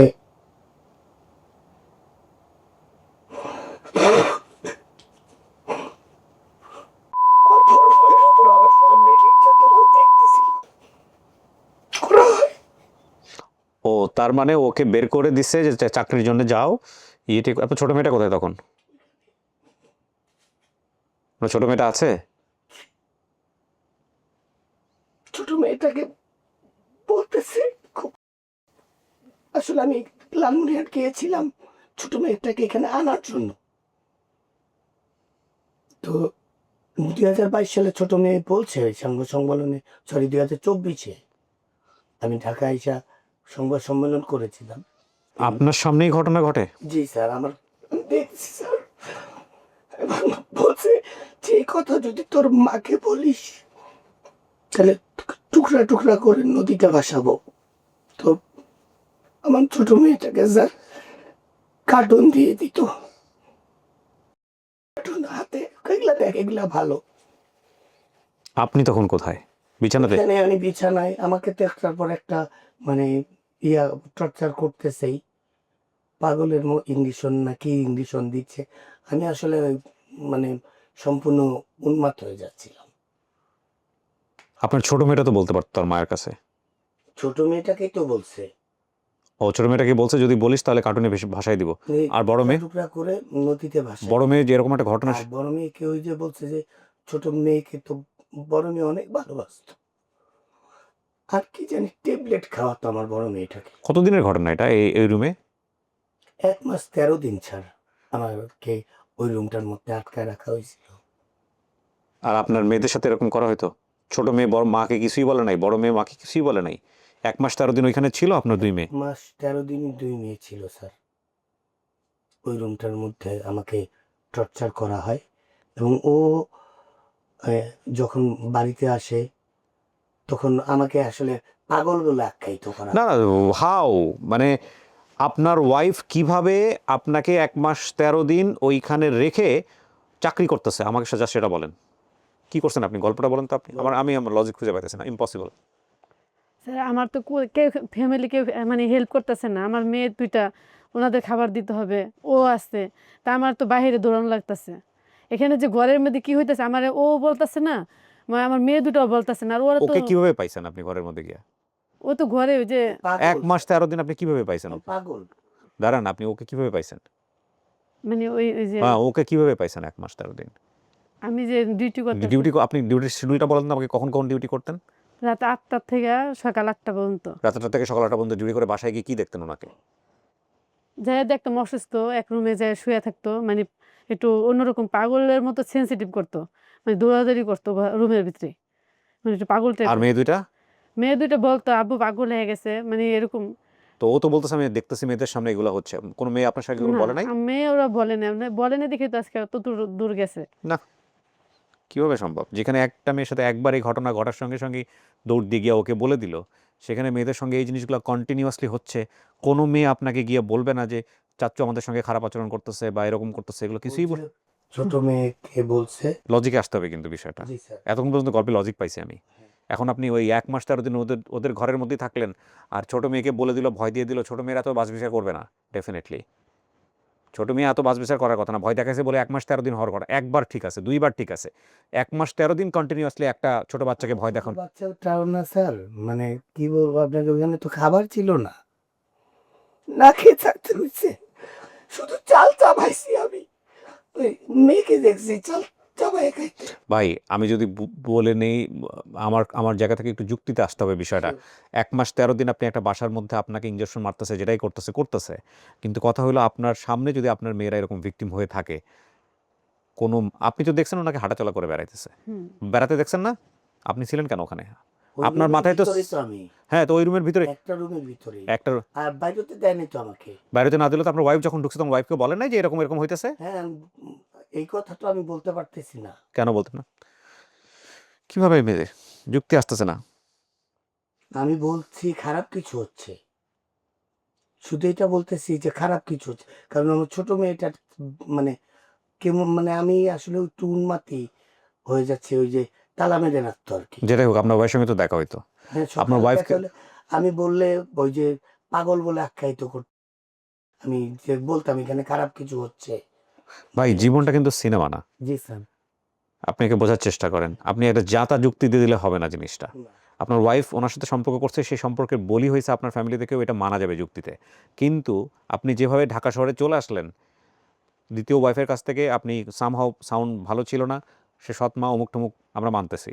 আপনি ঢাকা শহরে আইসাই আপনার ওয়াইফ বলল একটা জায়গায় যাইতে হবে, আপনি সঙ্গে, সঙ্গে চলে গেলেন। গিয়ে ঘরের মধ্যে বন্দী হয়ে গেলেন। ও যাওয়ার লগে আপনার হাতে পা ধরল, যাওয়ার লগে আপনার ওয়াইফের চাকরি দিয়ে দিল। আর আপনি সব মাইনা নিলেন। বিষয়টা এত সহজ না। আমি তো চাকরির বিষয়টা মেনে নিই। মানে আপনাকে ইনজেকশন দিয়ে দিল আর আপনার ইঞ্জেকশন সবকিছু মনে আছে আর আপনি আপনার ওয়াইফকে কখন বলতে পারেন না ওই জিনিসটা? এরপরে তো আমার ওই সেন্সটা নাই। ওই সেন্স ছিল না। কিন্তু আমি যে দেখতেছি এই জিনিসগুলা মানে ওইটা আমার ওয়াইফ যখন আসতো আমি বলতাম যে খারাপ কিছু হচ্ছে। আপনার মেডিকেল রিপোর্ট আছে? আপনি যে এই যে শরীরের এই অবস্থা আপনার হয়েছে, কি ঢাকার আপনার ডাক্তার কি আইডেন্টিফাই করছে? এই এই মানসিক হাসপাতালের রিপোর্ট আছে সর্বপ্রথম। আপনার শরীরে এখন যে সমস্যাটা, এই সমস্যাটার কোনো হিস্ট্রি পাওয়া গেছে যে কি কারণে এই সমস্যাটা হয়েছে?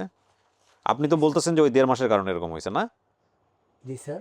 আপনি তো বলছেন ওই 1.5 মাস যেখানে 1 মাস 13 দিন ছিলেন ওটার কারণে এরকম হয়েছে। এরকম কারণে বলতে গেলে যখন আমাকে এই রুম থেকে ১ মাস ১৩ দিন পরে অ্যাকচুয়ালি আমি ওই রুম থেকে এই বের হয়ে যাই। কিভাবে বের হন? কিভাবে বের হই? এই সামনে হচ্ছে এই আমার ওয়াইফ ছিল না। ওই সামনে ওই যে বাবলু নামে যে ছেলেটা সামনের রুমে পাহারা দিচ্ছিল, তালা ছিল না। তো এই যখন এই রুমটা আমার এই ফাঁকা ছিল, তখন আমার অত ক্লিয়ার ছিল না। আমি বের হয়ে চলে গেছি। আপনার বাচ্চাটা কই তখন? জি আপনার স্যার। 2 বাচ্চা কোথায় তখন? ওইখানেই। এই লোকটা কি করত? সে ওই যে পাহারা দিত আরকি। মানে আমি যাতে বের হতে না পারি। আপনি তো একটা চাকরি পাইছিলেন। টাকা-পয়সা পাইতেন। আপনি আলাদা বাসা নেন নাই কেন ওই সময়টাতে? চাকরি তো ১০ তারিখে বেতন দেয়। আমি মানে যামু, এই মাস থেকে পরের মাসে আমি চলে যামু। এটাই আপনি থাকতেন কোথায় ওই সময়টাতে? ওই সময় ওর পাশাপাশি রুম নিছিলাম একটা। পাশাপাশি রুম বলতে? মানে ওই এলাকার মধ্যে পাশাপাশি একটা রুম। কোথায় রুম নিছো? মানে তুমি তো নাইট করে আইসা থাকতা না ওইখানে? ইসে বাসায়? মানে ওই ১ মাসের ওই খোকনের বাসায় ছিলাম। আপনার ঢাকায় আপনি তখন থাকতেন কোথায়? আপনার যখন হাসব্যান্ডের সাথে ডিভোর্স হয়ে গেল? তখন আলাদা একটা বাসা নিছিলাম আমি। তখন ওই বাসাটা কোথায় আপনি? ওই বাসায় উঠতে পারতেন না ওকে নিয়ে? না তখন ও তো আলাদা, আমার সাথে তো আর যোগাযোগ করে নাই। আমি একা থাকছি। আপনারা এখানে গিয়া আপনারা যে গল্পটা বানাইতেছেন, আমার কাছে মনে হচ্ছে এটা বানাইতেছেন। এটা মিলতেছে না। এটা যুক্তিযুক্ত না। এটা উহু। ১ মাস ১৩ দিন আপনার তখন ঢাকা শহরে বাসা আছে। না ও তো বাসা ছেড়ে চলে আসে। ছেড়ে তো যায় নাই ও। ও গেছে আপনারে ধরে মাপ চাইতে। জি, জি। তো বাসা তো তখনও ছিল। ছিল তো। হাসব্যান্ড তো অসুস্থ। হাসব্যান্ডকে আমি কেন ওর কাছে ফালায় রাখবো? ১ মাস ১৩ দিন ধরে পাগলামো করতেছে একটা বিল্ডিং এর মধ্যে। রাতের বেলা নাইট ডিউটি করতেছেন, করে এসে আপনি সকালবেলা দেখতেছেন হাসব্যান্ডের এই অবস্থা। আপনি তাকে নিয়ে ডাক্তারের কাছে যাবেন। গেছেন একদিনও? নিয়ে গেছিলাম ওইখান স্যার থেকেও টাকা দিছে খোকন। নিয়ে ডাক্তারের গেছি। কাছে নিয়ে গেছে? হ্যাঁ, নিয়ে গেছি। ডাক্তারের কাছে যদি নিয়ে যায় থাকে তাহলে তো ও আল্টিমেটলি তখন আপনাকে বলার কথা যে এরকম কিছু হইতেছে। আপনার ২ বলছে যে কিছু একটা হবে, কিছু একটা হবে এখানে, তুমি দেখবে কিছু একটা হবে। মানে এরকম বলতো। কিন্তু আমি বলতাম যে মনে করতাম ২ যে বাচ্চাকে নিয়ে বাইর হইছেন আপনি? ১ মাস ১৩ দিনে ২ বাচ্চাকে বাসা থেকে নিয়ে বের হইছেন কখনো? না, না। কেন বের হন নাই? এই খোকনের কাছেই রাখতেন? ধুরো ভাই কেমনে হয় এগুলা? যার নামে মামলা করলেন আপনি, তারই ঘরের মধ্যে আপনার ২ বাচ্চা রেখে আসছেন। এগুলো মানুষজনকে বিশ্বাস করতে হবে? মানে দোষটা কি ওরই শুধু নাকি আপনাদেরও আছে? আমাদেরও আছে। আমাদেরও আছে বলতে আমি তো ওইখানে পাগল বলে আখ্যায়িত হচ্ছি। টাকা দিছে মনে হয় ওকে যে আমাকে ডাক্তারের কাছে না, আপনি তো মোটামুটি পরে সুস্থই মনে হচ্ছে আমার কাছে। তাহলে আপনি কিভাবে যে বাচ্চা আপনার নামে কমপ্লেইন করলো, যে বাচ্চার মামলা হইলো, আমার তো ঘটনা পুরাই এখন উল্টাপাল্টা মনে হইতেছে। সেই বাচ্চাকে আপনি আবার রাইখা আপনার জামাইরে নিয়ে বের হতেছেন ট্রিটমেন্ট করার জন্য। মানে কি? এগুলো তো আপনাদের সাই ছিল মনে হচ্ছে কথাবার্তা শুনে। হুম? কি লজিকটা কি বলেন তো? আমারে কি আপনার কাঁচা মনে হয় যে আমার কাছে আসছেন তো ডেফিনিটলি গল্পটা বলে মানুষজন জানুক এই কারণে। তো আমি তো ধরে নিলাম আমি না, যে কাউরে যদি এখানে উপস্থাপনার জন্য বসায় তার তো সাধারণ একটা প্রশ্ন আসবে। আমি ডেফিনিটলি শিওর এটা রেকর্ড করে যাওয়ার পরে আপনি আমাকে ফোন দিয়ে বলবেন এটা যেন প্রচার না হয়। আমি না নিশ্চিত যে না, আরও যদি কিছু প্রশ্ন করি তা আরও কিন্তু বের হয়ে যাবে। তাহলে কেন আসছেন আমার কাছে বলেন? যুক্তি তো থাকতে হবে তো, কোন অপরাধী আপনাদের কথা অনুসারে? তাহলে এর কাছে আপনার 2 বাচ্চাকে রাইখা আপনি ওনাকে নিয়ে ঘর থেকে বের হইতেছেন কোন সাহসে? কোন যুক্তি? অপরাধী তো আপনারা আপনারা ও যদি পাগল হয়ে যায়, ধরে নিলাম যে ও যা বলতেছে পাগল হয়ে গেছে। এত সিনেমাটিক হয় না লাইফ ডেফিনিটলি। তাইলে আপনি তো ডেফিনিটলি অপরাধী। কি হওয়া উচিত? আপনার মেয়ে মেয়েকে মারা হইছে? সরি, আপনার মেয়েকে মারা হইছে? আপনার কথা অনুযায়ী কি করা হয়েছে? আপনার বড় মেয়েকে কি মারা হয়েছে না সুইসাইড করছে, কোনটা? আমি তো এখানে ছিলাম না, কি করা হয়েছে আপনার মেয়েকে? মেরে ফেলা হয়েছে আপনার কথা আমার অনুযায়ী মনে হয়। আপনি এখন বলতেছেন মনে হয়, কিন্তু আপনি মানববন্ধনগুলো সব জায়গায় বলছেন মেরে ফেলছে। হুম। তাহলে এখন কেন মনে বলছেন? ফ্যান ছিল না, কারণ ওই ফ্যানে কিভাবে চললো? আমার প্রশ্ন হচ্ছে এটা। যখন আমাকে নিয়ে এসো ওইখানে আমি ছিলাম, তখন তো আমার ওই রুমে ফ্যান ছিল না। ফ্যান কোথা থেকে আসলো? তাহলে অবশ্যই আমার প্ল্যানিং করে আমার মেয়েকে মেরে ফেলা হয়েছে। এটা তার মানে আপনি দেখেন নাই, কিন্তু আপনি মনে করতেছেন মেরে ফেলা হয়েছে। হ্যাঁ, তাহলে এটার জন্য আপনার আপনার ওয়াইফ তো নিয়ে গেছে আপনার কথা। আপনি নিয়ে গেছেন ওনাকে মাপ চাওয়ার জন্য? হ্যাঁ, হ্যাঁ, তাহলে তো উনি দায়ী। বলেন আপনি উত্তর কি দিবেন? যদি এটাই হয়ে থাকে আপনাদের কথা অনুসারে, যে লোক মামলা খাইলো আপনার মেয়ের সাথে এরকম করার জন্যে, সেই লোকের কাছে আপনার হাজবেন্ডকে আপনি নিয়ে গেছেন না জানায়া, নিয়ে গিয়ে আপনি রাখছেন না? শুধু হাজবেন্ডকে রাখেন, 2 বাচ্চাকেও রাখছেন। ঢাকা শহরে অ্যাটলিস্ট মাথা গোজার মতো নিজেদের একটা ঠাঁইয়ের ব্যাপার তো কোনো, কয় টাকা লাগে? এটা তো কোনো ব্যাপারই ছিল না, করেন নাই আপনারা। এবং সেখানেও বাচ্চাকে রাইখা আপনারা ঘর থেকে বারবার বের হয়ে গেছেন। আপনারা দুজনই সমান অপরাধী যদি এটা হয়ে থাকে।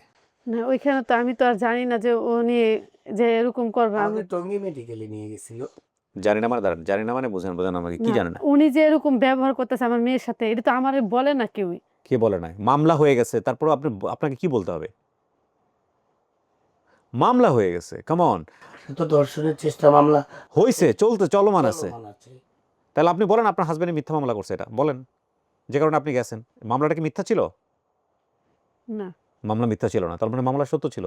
হ্যাঁ, আপনি শুনছেন আপনার মেয়ের কাছ থেকে এরকম ঘটনা? জিজ্ঞেস করছিলেন আপনার মেয়েকে? তোর কাছে ছিল, কি বলছে মেয়ে? মেয়ে আমার কাছে বলেনি, ওর কাছে বলছে। আপনার কাছে কিছুই বলে নাই? না, আপনি কখনো জিজ্ঞেস করছেন মেয়েকে? না। মেয়েকে জিজ্ঞাসা করেন নাই? ওই যে স্যার মামলা করার পরে আরে ভাই, এটা হয় নাকি? এটা আপনি যা ইচ্ছা বলতেছেন আর উনি যা ইচ্ছা বলছে সেটা মানুষজন বিশ্বাস করবে? মেয়েকে নিয়ে মামলা হয়ে গেল তার ভাই, কথিত ভাইয়ের সাথে। সেই মেয়ে তার কাছে থাকে, সে একবারও জিজ্ঞেস করবে না যে মা তোর কি হয়েছে না হয়েছে? তা আজগুবি একটা কথাবার্তা বলে দিলে হবে? পাবলিকের সামনে কি মানুষ কি খায়? এতক্ষণ ধরে যে সহ্য করতেছে এই তো বেশি। কি বলতে আসছেন আপনারা এগুলা? কোনটার কথা বলতেছে? এতক্ষণ কোনটা? আপনাদের নিয়ে কথা বলতেছি, মানে কি বলতে আসছেন? আমাকে যে নিয়ে গেল। হ্যাঁ, না ওইটা না। তাহলে মূল কথা হচ্ছে যে উনি যে মামলাটা করলেন আপনি, সেই মামলা নিয়ে তার মেয়েকে জীবনে কোনোদিন কোনো কিছু জিজ্ঞেসই করে নাই যে তোর আঙ্কেল তোর সাথে কি করছেন? আঙ্কেলই তো হয়তো সম্পর্কে, ভাই যেহেতু হয়। আপনি জিজ্ঞেসই করেন নাই মা। এটাকে বিশ্বাস করতে হবে আমাকে? জনগণ বিশ্বাস করবে? এখন সেটাও ভালো জানি। আজগুবি গল্প এগুলা। আপনার মেয়ে মারা গেছে, কথা সত্য, কিন্তু এই মারার পেছনে অন্য কোনো গল্প আছে। লজিক আসতেছে না। না স্যার, গল্প এটাই। আপনি বলতেছেন আপনি সারা জীবন বলে আসলেন ও মারছে, এখন এসে বলতেছেন মারা হয়েছে। মামলা করছেন? মৃত্যুর পরে মামলা হয়েছে? জি, কি মামলা করছেন? এটা অপমৃত্যুর মামলা হয়েছে অপমৃত্যু মামলা হয়েছে। কত সালে হয়েছে এটা? 2023-এ 2023-এ। টঙ্গী পূর্ব থানায় মামলাটা হয় অপমৃত্যুর। ও সিগনেচার করে নিয়ে যায় লালমিয়ার মেয়েকে। আপনার ওয়াইফ আপনার বিরুদ্ধে সাক্ষী দেবে কয়দিন পরে, হইতে পারে, সম্ভাবনা আছে। তো অপমৃত্যুর এবং মামলা, সে সাক্ষী যদি দেয় না, আপনি কিন্তু ফেঁসে যাবেন। আমার জীবন তো সব শেষ। কারণ আমার কাছে মনে হচ্ছে অনেক সত্য আছে যেটা, কেউ কি না শোনেন, অনেক সত্য আছে যেগুলো ইম্প্রোভাইজ করা। আপনার ওয়াইফ যেভাবে চুপচাপ বসে আছে, আমার কাছে মনে হচ্ছে ঘটনা অন্য কিছু। মারা গেছে, মারা হয়েছে, আপনার বাচ্চা আজকে নাই, এটা চরম সত্য। স্যার। কিন্তু গল্প যেভাবে আসতেছে আমার সামনে, যুক্তিতে কুলাচ্ছেন। স্যার আমি যখন ওই 3 মাস আর কি, যখন আমি বের হয়ে যাওয়ার পরে রুম থেকে, প্রায় 3 মাস আমি পাগল হয়ে রাস্তায় ঘুরি। আমার ওই সেন্সই ছিল না আর কোনো।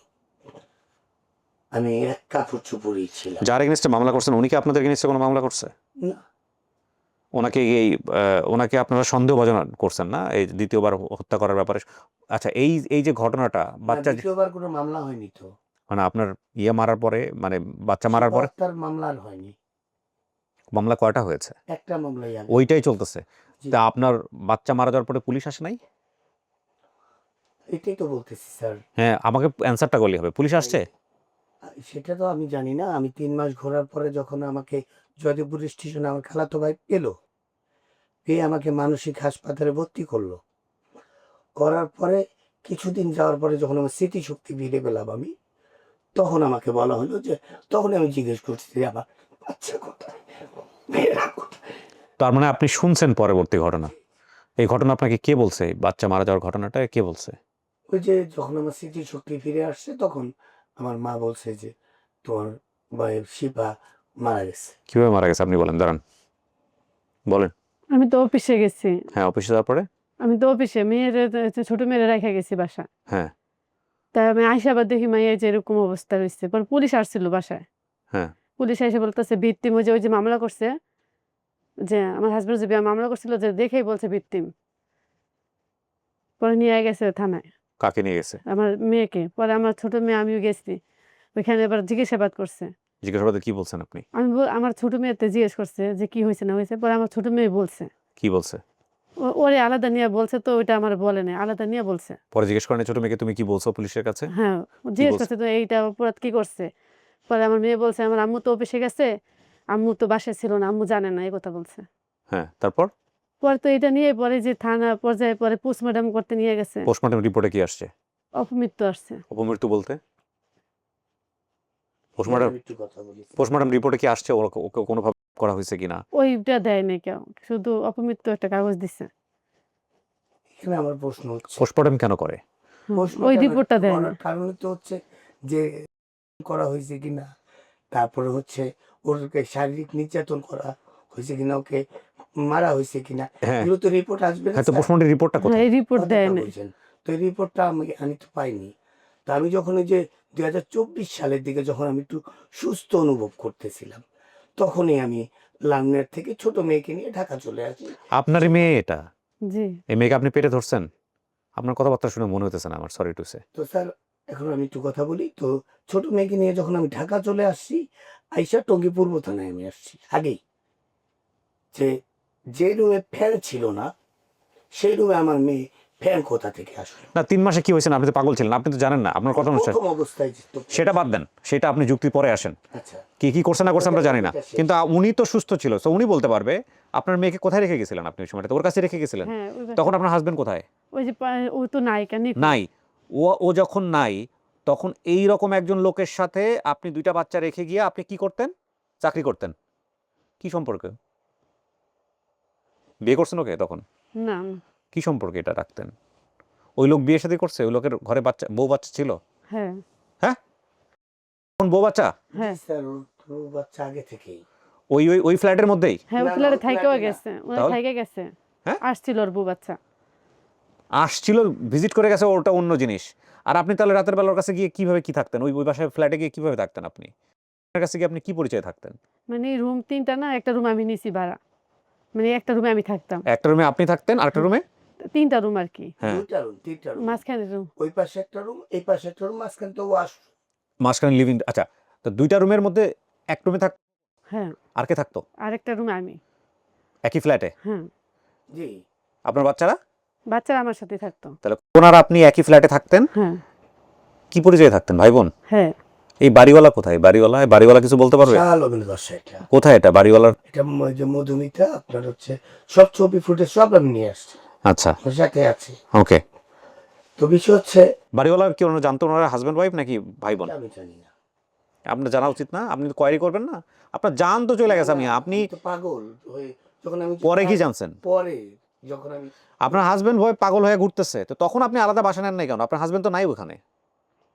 ওই সময়টা তো আমি তো চাকরির বেতনও পাইনি, অ্যাডভান্স দিতে ৩ হয়। মাস পাগল ছিল সে, আপনার কথা একটু আগেই বললেন। হ্যাঁ, ১ মাস রয়েছে, ১৩ দিনের মধ্যে তো আমার ঘটনা ঘটে গেছে গা। আমি 3 মাসের মধ্যে তো হ্যাঁ পাইতাছি না, আমার তো অবস্থা খারাপ হয়ে গেছে। আপনার হাজবেন্ড বের হয়ে গেছে এখান থেকে, আপনার হাজবেন্ড নাই। বুঝলাম একটা সাবলেট বা এত কিছুর পর কেমনে এগুলা এগুলা এগুলা কোন যুক্তি শুনতেছি আমি? আপনি এরপর আমার পাশে বসে আছেন মিয়া, নর্মাল সেন্সও তো কি, মানে কোন যুক্তিতে? বলতেছি স্যার, আপনি যা বলতেছেন সেগুলো যদি সত্য হয়ে থাকে তাহলে ওনার পাশে বসে থাকা এটা, 100% সত্যি। আর আপনি যা বলতেছেন সেখানে যদি কোনো কিছু গোপন হয়ে থাকে তাহলে আসলে সত্য উনি জানে। একটু গোপন করতেছি না স্যার, আমি মানে এক চুল পরিমাণ এটা গোপন না। বড় ছোট মেয়ে নিয়ে যখন আমি টঙ্গী পূর্ব থানায় আসলাম, আইসা বললাম যে এসআই সাফায়াত আমাকে আইসা বলতেছে, হ্যাঁ বাবা শাস্তি আসছেন এতদিন পরে, আপনার মেয়ে তো আত্মহত্যা করে মারা গেছে, এই যে ভিডিও দেখে। তো স্যার আমার মেয়ের ভিডিও যখন দেখাইছে তখন মাথা উঁচু ঘুরে গেছে। তখন আমি বলছি ফ্যানে ঝুলে আমার মেয়ে আত্মহত্যা করলো। যখন প্রথম দিন আমাকে ওই রুমে নিয়ে গেছে তখন তো উপরে ফ্যান ছিল না, ছোট একটা ফ্যান, শুধু সিঙ্গেল ফ্যান ছিল, ওইটা আমি দেখছি। এরপরে আর আমার খবর নেই। তা আমি এসআই সাফায়াতকে বললাম যে না, আমার মেয়ে আত্মহত্যা করতে পারে না, কারণ আমার সামনে আমার মেয়েকে নির্যাতন করা হয়েছে, সেটা আমি নিজের চোখে দেখছি। তো পরে এসআই সাফায়াত আমাকে বলতেছে যে ও ওসি স্যার আমাকে বলল যে অপমৃত্যুর মামলা হয়ে গেছে। তো বললাম অপমৃত্যুর মামলা হয়েছে কিভাবে? আপনার গার্জিয়ানদের কাছে আমি গিয়েছিলাম মামলা করার জন্য, যে আপনার একটা মামলা করে রাখে, কিন্তু আমার কোনো গার্জিয়ান নাকি স্যার পাশে আসেনি, আমার মাও না, আমার ছোট ভাইও না। তো এটা আমার ভিতরে অনেক বড় আঘাত লাগছে। কে নিবে আপনার এই সব ঝামেলা? হ্যাঁ, ঝামেলা তো অবশ্যই, আপনাদের তাও- মধ্যেই, এক্সট্রা ঝামেলা কে নিবে লাইফে? তাও ঠিক। আপনারা নিজেরাই ঠিক নাই। হ্যাঁ হ্যাঁ। তো ঠিক আছে, পরে আমি বললাম যে স্যার তাহলে কি করতে পারি আমি, আমার করণীয় কি এটা আমাকে বলেন। পরে বলতেছে আপনি একটা কাজ করেন, কোর্টে মামলা করেন। ওসি স্যার, হ্যাঁ, তো আমি আমার কাছে স্যার টাকা ছিল না তখন, আমি 1,000 না 1,500 টাকা নিয়ে আমি ছোট মেয়ে নিয়ে চলে আসছি ঢাকা। তো পরে আমি বললাম স্যার কোর্টে মামলা করার মতো তো আমার কাছে। আপনি ওনাকে জিজ্ঞেস করছেন বের হওয়ার পরে কি হয়েছে, ঘটনাগুলো বলো? ওগুলো বলছেও তখন? তো লোকজনের কাছ থেকে শুনলেন, কিন্তু ওর কাছ থেকে শুনছেন? তখন তোকে আমি পাইনি, তখন ও কোথায়? তখন ও কোথায় সেটাও আমি জানি না। মানে জানবেন না কেন আপনি? জানা কি খুব কঠিন ছিল? উনি কি না, আমি বাংলাদেশ? তো লালমনিরহাটে ওকে আপনি সুস্থ হলে একটা ফোন কলে জানা যায় আপনার ওয়াইফ কোথায় আছে। তখন আপনি বিয়ে করছেন তাকে? করোনা না। না, তো 1 মিনিটে বের করা যায় ও কোথায় আছে। আমাকে নিখোঁজ, আমার সাথে কোনো যোগাযোগ ছিল না, মানে আমার ফ্যামিলির বলে নাই যে আমি কোথায় আছি। আপনি নিখোঁজ বলতে তখন কি আপনি ওই খোকনের সঙ্গে আছেন? না না, আমার আম্মু বলছে যে ওর কাছে তুমি যাবা না। আপনি খোকনের সঙ্গে আছেন তখন? না না, আমি আলাদা রুম নিয়ে এখানে মাঝখানে আছি, আমি চাকরি করতেছি। আর তখন কে কে থাকতো আপনার সাথে? আমার আম্মু আর আমি থাকতাম। আপনার ছোট বাচ্চারা কোথায়? ওই যে ওর দাদির বাসায় আসিল। তো বড় বাচ্চা মারা গেছে, ছোট বাচ্চাকে দাদির বাসায় দিয়ে দিয়েছেন আপনি? হুম। কেন? ওই যে মেয়ে নিয়ে গেছি না, আমার লাস্ট নিয়ে লাস্ট ও নিয়ে গেছে, আমি নিয়ে গেছি আমার শ্বশুর বাড়ি, তখনই রেখা দিছে ছোট মেয়েরে। ছোট মেয়েকে ওরা রেখে দিয়েছে? হ্যাঁ,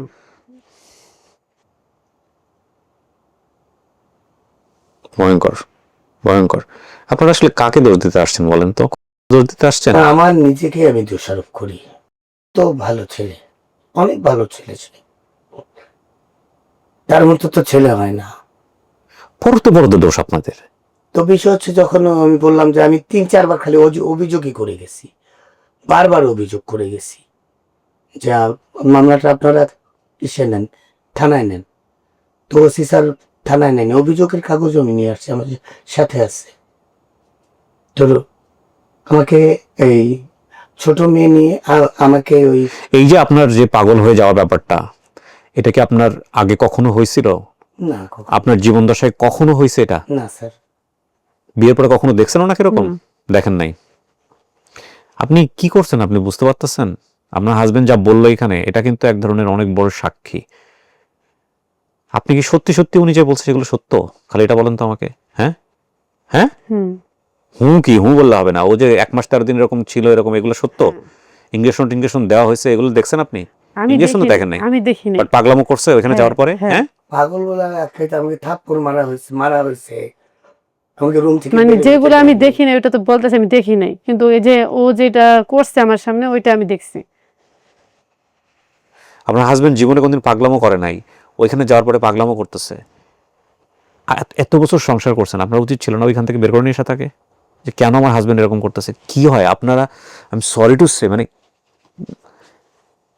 মানে ওইখানে তো আমি ফ্যামিলির ইয়াতে চাপে পড়ে রয়েছি, কেউই তো আমার অ্যাকসেপ্ট করতেছে না। ওই যে ডিভোর্স দিচ্ছে, আমি তো কোথাও যাইতে পারতাছি না, মানে আমারটা তো কেউ দেখতেছে না। তাতে কি আপনার হাজবেন্ড তো ফিরে আসছে আপনার কাছে, আপনার তো তাকে সেভ করতে হবে অ্যাটলিস্ট।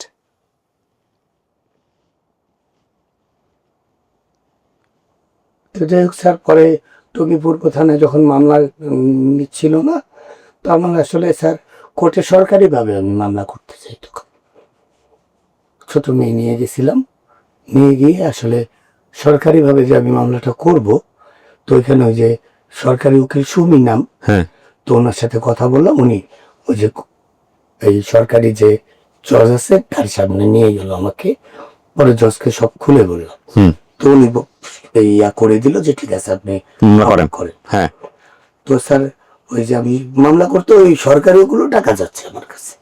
সরকারি উকিল। জি, হ্যাঁ ওনারাও টাকা চাচ্ছে। এখন দেখতেছি যে মানে এমনি উকিলের থেকে সরকারি উকিল বেশি টাকা চাচ্ছে। মামলা করতে পারছেন? না স্যার, পারেন নাই এইটুক টাকার জন্য মামলা করতে পারেন নাই নাকি অন্য কোনো সমস্যা? না actually মামলা করতে পারলেন না কেন? সই নাকি আমার লাগতো হ্যাঁ। লাস্ট। তো এখানে আমি মানে পরের দিন আমাকে ডাকা হয়েছে যে আইসা সইটা করে দিয়ে যাবে। হ্যাঁ তো স্যার আমি ওই যে সংবাদ সম্মেলন যে আমি করলাম এসে ঢাকায় হুম প্রেস ক্লাবে, হুম তো সংবাদ সম্মেলন করে আমি যে টঙ্গী গিয়ে আমার মামাদের সাথে আর কি একটু রাগারাগি করছি হুম যে কেন আপনারা একটা মামলা করলেন না, যেহেতু আমি ছিলাম না। সংবাদ সম্মেলনে কি করেন আপনি? কি বলেন সংবাদ সম্মেলনে? সংবাদ সম্মেলনে আমি ওই যে বলছি যে এই রিপোর্ট আসছে কোথাও পত্রিকাতে? কোনো কোথাও রিপোর্ট জি আসছে? স্যার, কোনো পত্রিকাতে আসছে এই সংবাদ অনেক পত্রিকাতে আসছিল। ওগুলো আছে আপনাদের কাছে কালেকশন? না ওইটা আসলে আমার হোয়াটসঅ্যাপ নাম্বারটা এই আমাকে বলছে সব দিয়ে দিবে, কিন্তু আমার ওই যে ফিঙ্গারটাও চেঞ্জ হয়ে ওটা বাদ দেন, আপনি পত্রিকাতে যে আসছে এগুলো কালেকশন রাখছেন, কাটিং কুটিং রাখছেন? না, আমি পাইনি তো, আমি তো ভিতরে ছিলাম, ভিতরে বলতে এটাই তো বলতেছি। সংবাদ সম্মেলন করে আপনি কোথায় ছিলেন ওই সময়টাতে? সংবাদ সম্মেলন করে আমি মামাদের ওইখানে চলে গেছি টঙ্গীতে। এই ভিতর থাকা মানে এটা কি? সংবাদ সম্মেলন করলে পরের দিনই সব জায়গায় আসবে এর ভিতর? আসবে, গেছে তো সব জায়গায় গেছে। হ্যাঁ, তো আপনি ভিতরে ছিলেন বলতে? আমি বলতে এটাই তো আমি বলতেছি, মামাদের কাছে গিয়ে হ্যাঁ। রাগারাগি করছি যে কেন আপনারা একটা মামলা করলেন না মেয়েটার নামে, হুম তাহলে হয়তো বা বাবা ফিরে আসতে হুম হয়তো বা এটা গ্রান্টেড হয়ে যেত। হুম তো ওনারা আসলে ওই সময় আমি তো যে অসুস্থ না স্যার, হুম আর উল্টা আমার উপরেই তারা মারধর করে। আপনাকে সবাই মারধর করতেছে? হ্যাঁ স্যার, পরে জেলখানে ওর মা এসে থানে পরে যায়। আমি ওই যখন মারধর করছে আমার রাগ উঠে গেছে, আমি মামাদের নামে যে থানায় অভিযোগ করছি, যে অভিযোগটাই আমার খারাপ হয়ে গেছে। আবার পূর্ব থানায় ওনার ওসি ইসাই সাপায় আবার ট্রান্সফার করে দিছে কয়দিন পরে, থাকা অবস্থাতেই ও নাই আর থানায়। আপনি মামলা করতে পারেন না আর? না। এইসব ঘটনা মিলায় আপনি আর মামলা করতে পারেন না? উল্টা আমার মা ঢাকা থেকে চলে আইসা এই আমার নামে ওসির লালমিনের কাছে থেকে গেছে, যা বলছে যে সাগরের নামে মামলা করে ওকে ভিতরে ঢুকিয়ে দেন। কে বলছে? আমার মা। আপনার মা? আচ্ছা, তা সে তারপরে কি মামলা হয়েছে আপনার এগেইনস্টে? তো এই ওসি বলছে যে না, এখানে তো ওর নামে মামলা নেওয়া যাবে না, আপনারা কোর্টে একটা মামলা করে নিয়ে আসেন, ওয়ারেন্ট বাই করে আমরা সাগরকে ব্যবস্থা নিচ্ছি। কিসের মামলা এটা? এটা স্যার ওই যে আমি তো পঙ্গু, কিন্তু ওই যে আমি নাকি ওনাদের 7 তলায় উঠা ওই তালা ভাঙচুর করছি, চুরি করছি, এই ধরনের একটা মামলা দিছে। নিজের মা? জি নিজের মা তার সন্তানের নামে মামলা দিছে? জি। শোনেন, এগুলো ইম্পর্টেন্ট না, আমরা একটু বাচ্চা জায়গাটায় থাকি। আপনি কি করছেন না করছেন, আপনার কাছে কি মামলা হয়েছে না হয়েছে, কিভাবে হয়েছে না হয়েছে, সেগুলো তো ক্রাইম ইনভেস্টিগেশন করতে গেলে হয়তো। সংবাদ সম্মেলন করে আমি যখন সংবাদ সম্মেলনের ডকুমেন্টসগুলো আসছে আমাদের কাছে, একটা ভিডিও পাইছিলাম, ওইটা দিয়েছিলাম। একটা ভিডিও সংবাদ সম্মেলনের। ওই সংবাদ সম্মেলনে আপনি কি বলছেন, মেসেজটা কি ছিল? আমার ছোট মেয়ে নিয়ে গেছিলাম এবং আমার মেসেজই ছিল আমার সেই পাপটার বিচার চাই। আপনার স্ত্রী ছিল ওই সময় সংবাদ সম্মেলন? কেন ছিল না? 24-এ তোকে আমি কোথায় আছে আমি নিজেও জানি না, ওর নাম্বারও বন্ধ ছিল। আচ্ছা, তখন কোথায় ছিলেন আপনি? ওই যে একটা বাসায় থাকেন মাকে নিয়ে, ওনার সাথে যোগাযোগ হলো কিভাবে আপনাকে? তারপর আপনি কেন মামলা করেন নাই? আপনার এই যে বাচ্চাটাকে তো, ও তো পাগল হয়ে ঘুরে বেড়াচ্ছে তখন, আপনি কেন মামলা করেন নাই? আমার তো তখন মানে মামলা করলে তো টাকা লাগিয়ে থানায় গেলে আমার তো, আমি তো নিজে চলতে পারতাছি না, মানে আমার ফ্যামিলি থেকে বের করে দিছে। তখন আমি একটা রুম নিছি, চাকরি নতুন নিছি, মানে 10 তারিখে 1 মাস গেলে 10 তারিখে টাকা দেয়। মেয়েরে নিয়ে দিয়ে আসছি, যে লাস্ট নিয়ে গেলাম, মানে এই যে চাকরি নেই, আবার নতুন করে চাকরি নেওয়া হয়েছে, মানে এদিকে অনেক বিপদ গেছে আমার আর কি উপরে দেয়া। আইসা আবার চাকরি, নতুন চাকরি, পরে আমার আম্মুরে আবার ফোন দিলাম, আম্মু আবার আসছে, আম্মু জানে না যে আমি রুম নিছি, একাই সেই দিক দিয়ে ঘুরছি, ঘুরে পরে রুম নিছি। মানে এক বান্ধবীর বাসায় আপনার মেয়ের লাশ কোথায়? কবর কোথায়? আমার শ্বশুর বাড়ি নিয়ে গেছি আমি, তো ওইখান থেকে মেয়ে রেখা দিছে, পরে আমি একা আসছি। এই লাশটা আপনি পাইছেন কোথায়? এই খোকনের ফ্ল্যাটে? হ্যাঁ।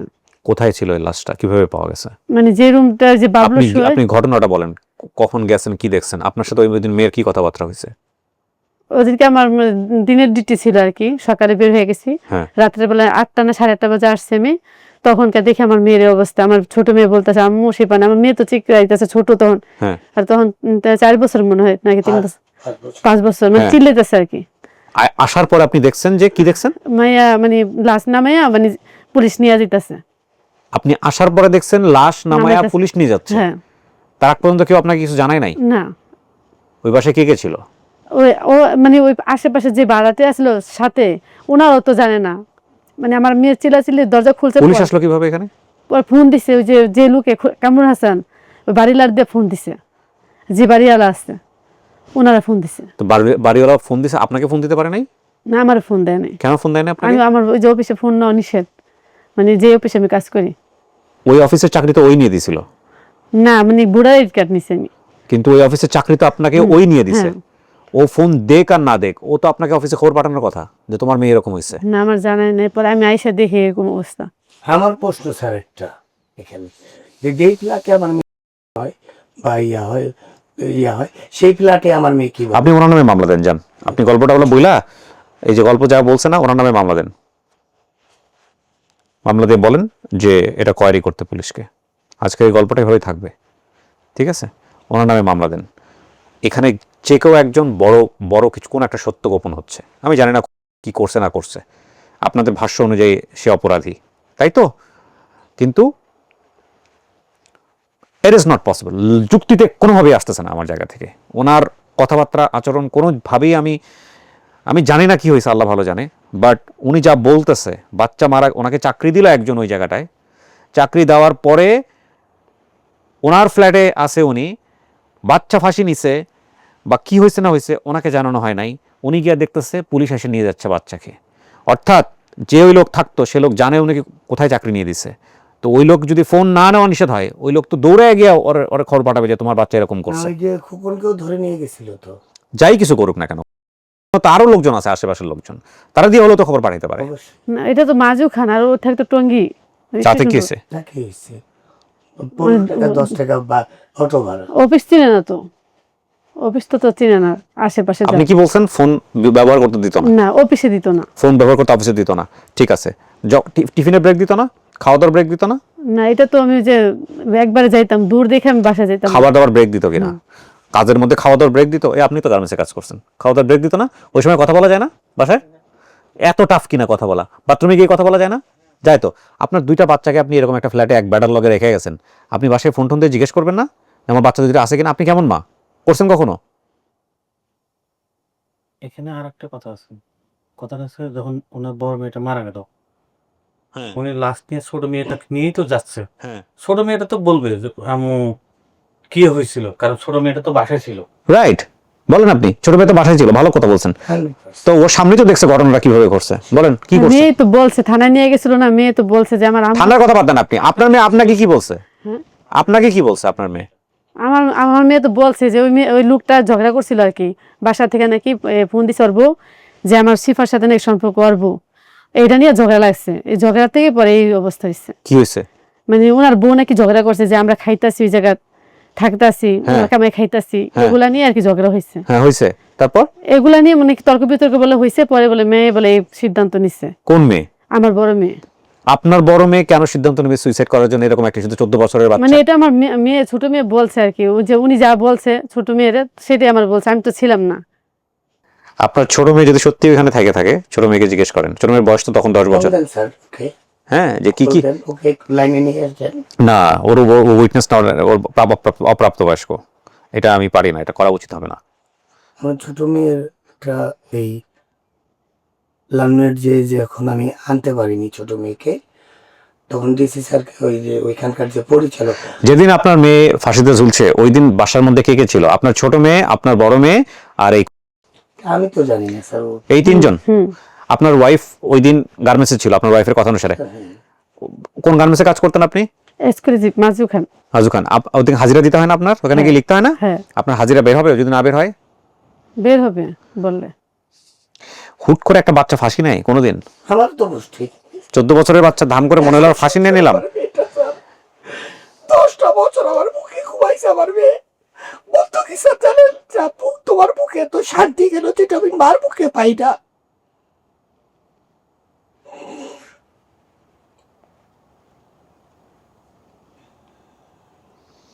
কোথায় আছে? কোথায় আছে? আপনি তো জানেন কোথায়, বলেন তো কোথায় আছে? আমি তো ওর খবর জানি না এখন বর্তমানে। কেন জানবেন না? এত কিছু হয়ে গেল, আপনি জানেন না? কবে থেকে জানেন না? যেদিন আমার মেয়ে মারা গেছে ওদিন থেকে মানে উনি আর ওকে ধরে নিয়ে গেছে ওই দিন। হ্যাঁ ওদেরকে সাথে সাথে নিচ্ছে। তারপর নেওয়ার পরে কি হয়েছে? নেওয়ার পরে নাকি ওকে ছেড়ে দিছে। উনি বলুক কি করছেন নেওয়ার পরে? না সারা রাত ওখানে ছিলাম আমরা থানায়।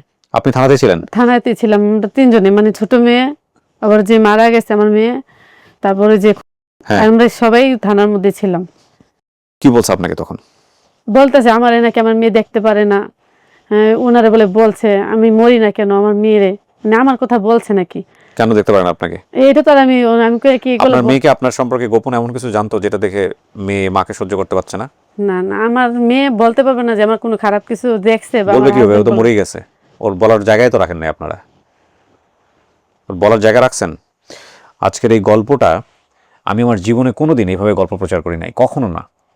এত স্ক্যাটার্ডলি, এত অগোছালো আমার গল্প প্রচারের একটা নিয়ম থাকে, দেখবেন শুরু থাকে এবং শেষ থাকে, খুব সুন্দর করে আপস অ্যান্ড ডাউন, একদম খুব বটম লাইন থেকে স্টেপ বাই স্টেপ আসে। যখনই আমি জানছি যে এরকম একটা কেস, আমার ইচ্ছাই করে নাই যে ওই ব্যক্তি মানুষের ওনার বাবার ওর ছোটবেলা কি ছিল, নাচ করছে না গান করছে, দরকার কি, ওনার সংসার জীবনে কেমনে প্রেম প্রীতি হয়েছে জেনে কি করব। এখানে একটা বাচ্চাকে মেরে ফেলা হয়েছে অথবা মারা গেছে, সুইসাইড করছে 14 বছরের বাচ্চা, যাকে নিয়ে উনি রাস্তায় দাঁড়ায় দাঁড়ায় ছোট বাচ্চাকে নিয়ে বিচার চাইতেছে। হ্যাঁ, তখন আমি, এবং এটাও আমি জানছি যে ওনার ওয়াইফের এই ধরনের সম্পর্ক কেন্দ্র করে মূলত এই যাওয়া, এই ঘটনার যে বিন্যাস, এই ঘটনার বিন্যাসের অনেক কিছু অযৌক্তিক, এ ব্যাপারে কোনো সন্দেহ নাই, কিন্তু বাচ্চাটা মারা গেছে এবং বাচ্চাটা এইভাবেই মারা গেছে। সেটা সুইসাইডও হতে পারে, সেটা মেরে ফেলাও হতে পারে, এবং সেটা মূলত ঘটনার সূত্রপাতের জায়গাটা থেকে ওনার স্ত্রী এবং ওনার একতরফাভাবে এই বিষয়গুলা মেনে নেওয়া, কাইন্ড অফ মেনে নেওয়া। এখন সে আপনার স্ত্রী, তো এখন সে আপনার স্ত্রী, জাস্ট শেষ করার আপনি আমাকে বলেন এখন সে আপনার স্ত্রী এত কিছুর পরে? ওই যে পরবর্তীতে ওকে বিয়ে করলাম না। আবার বিয়ে করছেন? কেন করছেন? এটা বিয়ে করার কারণ আছে স্যার। কারণটাই বলেন, কেন করছেন? ছোট মেয়েটা মা হারাবে। ছোট মেয়েটারও এরকম পরিস্থিতি হোক এটার জন্য না চাইতেছেন? আমি এখান থেকে তো বাইরে জীবনও করবো না, যেখানে আছে কোথায় রাখছেন? এখানেই থাকবে। লালমনিরহাট। লালমনিরহাট অনেক ভালো একটা জায়গা আছে। তাহলে ওনাকে আর দরকার কি? দাঁড়ান, আপনি যা বললেন যদি আপনার কথা সত্যি হয়ে থাকে তাহলে ওনাকে আর দরকার কি? ছোট মেয়ে মা হারাবে, শেষ করেন। আপনার, আমি বলি, আপনি বলছেন যে ওখানে আর বের করবেন না, মানে উনি আপনার ছোট মেয়েকে ওর টাচে আছে? জি, ছোট মেয়েকে ওনার টাচে আছে, উনি যেতে পারে না? তাহলে ওনাকে রাখছেন কেন আপনার লাইফে? যা বললেন আপনি সেটা যদি সবকিছু ওনারই সমস্যা হয়ে থাকে তাহলে তো আপনারও সমস্যা আছে এখানে। তাহলে বলেন, আপনি দেখতেই পাচ্ছেন আপনার ওয়াইফের কারণে এগুলো হচ্ছে, জি, তাহলে ওনাকে রাখছেন কেন আপনি আপনার লাইফে? এটার কারণ এখন বলতেছি তো আমি স্যার। হ্যাঁ বলেন। তো একটু পিছনে যাব স্যার। আপনি জাস্ট পিছনে যাওয়ার দরকার নেই, আপনি বলেন। হালকা। তো আমাকে যখন জেলখানায় দিয়ে দেওয়া হলো, আমার কোনো ক্রেজ ছিল না, আমার হুইল চেয়ার। ও, আপনাকে অ্যারেস্ট করা হয়েছে তাইলে? হ্যাঁ, আচ্ছা। অলরেডি অ্যারেস্ট করে আমাকে এই থানায় যখন আমার ছোট বাচ্চা সহ নিয়ে গেছে থানায়। ছোট বাচ্চা সহ মামলা করছে আপনার মা আপনার এগেইনস্টে? আপনার মা? আমার মা। আচ্ছা। আসলে ছোটবেলায় থেকে মার সাথে আমার ওরকম একটা আন্ডারস্ট্যান্ডিং নাই। তো 3 বছর বয়সে আমি বিক্রমপুর চলে যাই, দাদির কাছে মানুষ হই, দরকার নেই। তো যাই হোক, মামলা যখন ওই যে মামাদের কথা মতো করছে, তো আমাকে পুলিশ এসে বাচ্চা সহ থানায় নিয়ে গেল। থানায় নিয়ে আমার বাচ্চা তো আমার বুতাম শার্ট সব ছিঁড়ে ফেলতেছে। আমার বাবাকে কোথায় নিয়ে যাচ্ছ? আপনার বাচ্চাটা কোথায় আছে? আলনায়ান শিশু পরিবারে আছে এখন। আলনায়ান শিশু পরিবারে এখানে কি মানে আমরা হিসেবে দিয়েছেন? সরকারি এটা একটা সংস্থা, অনেক ভালো। এই এতিমখানায় ধরতে গেলে বোঝা যায়। আর এটা লালমনিরহাটের ডিসি স্যার যে এটা সভাপতি, এবং এটা খুব। এতিমখানা কি হিসেবে দিয়েছেন আপনি? কে দিয়েছে?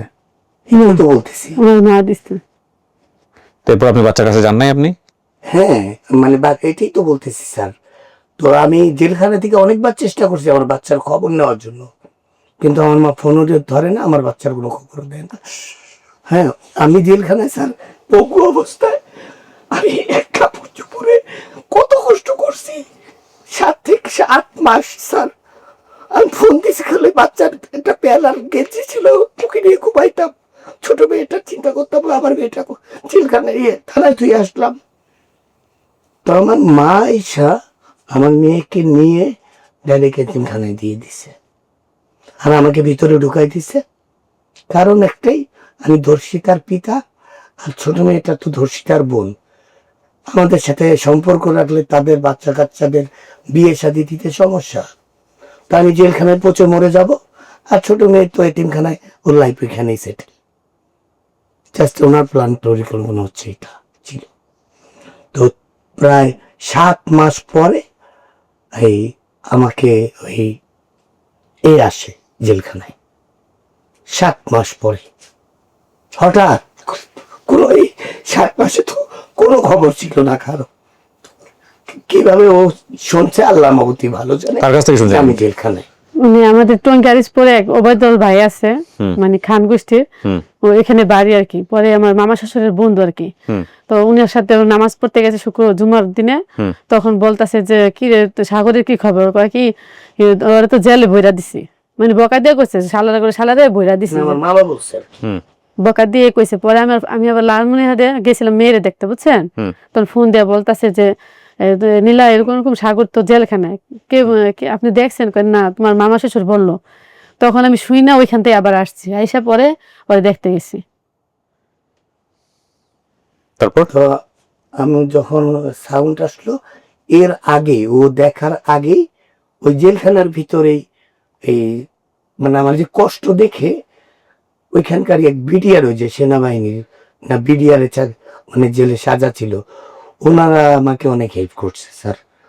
টাকা পয়সা উঠাইছে, উঠায় জামিনের ব্যবস্থা মানে করা দরকার। বুঝছি। আপনি কি ওই সিম্পাথি থেকে ওরে আবার বিয়ে করছেন? না, তাহলে বিয়ে করছেন কেন? বিয়ে তো আগেই করছি না। আপনার বাচ্চাটা সুইসাইড করার আগে ওনাকে বিয়ে করছেন?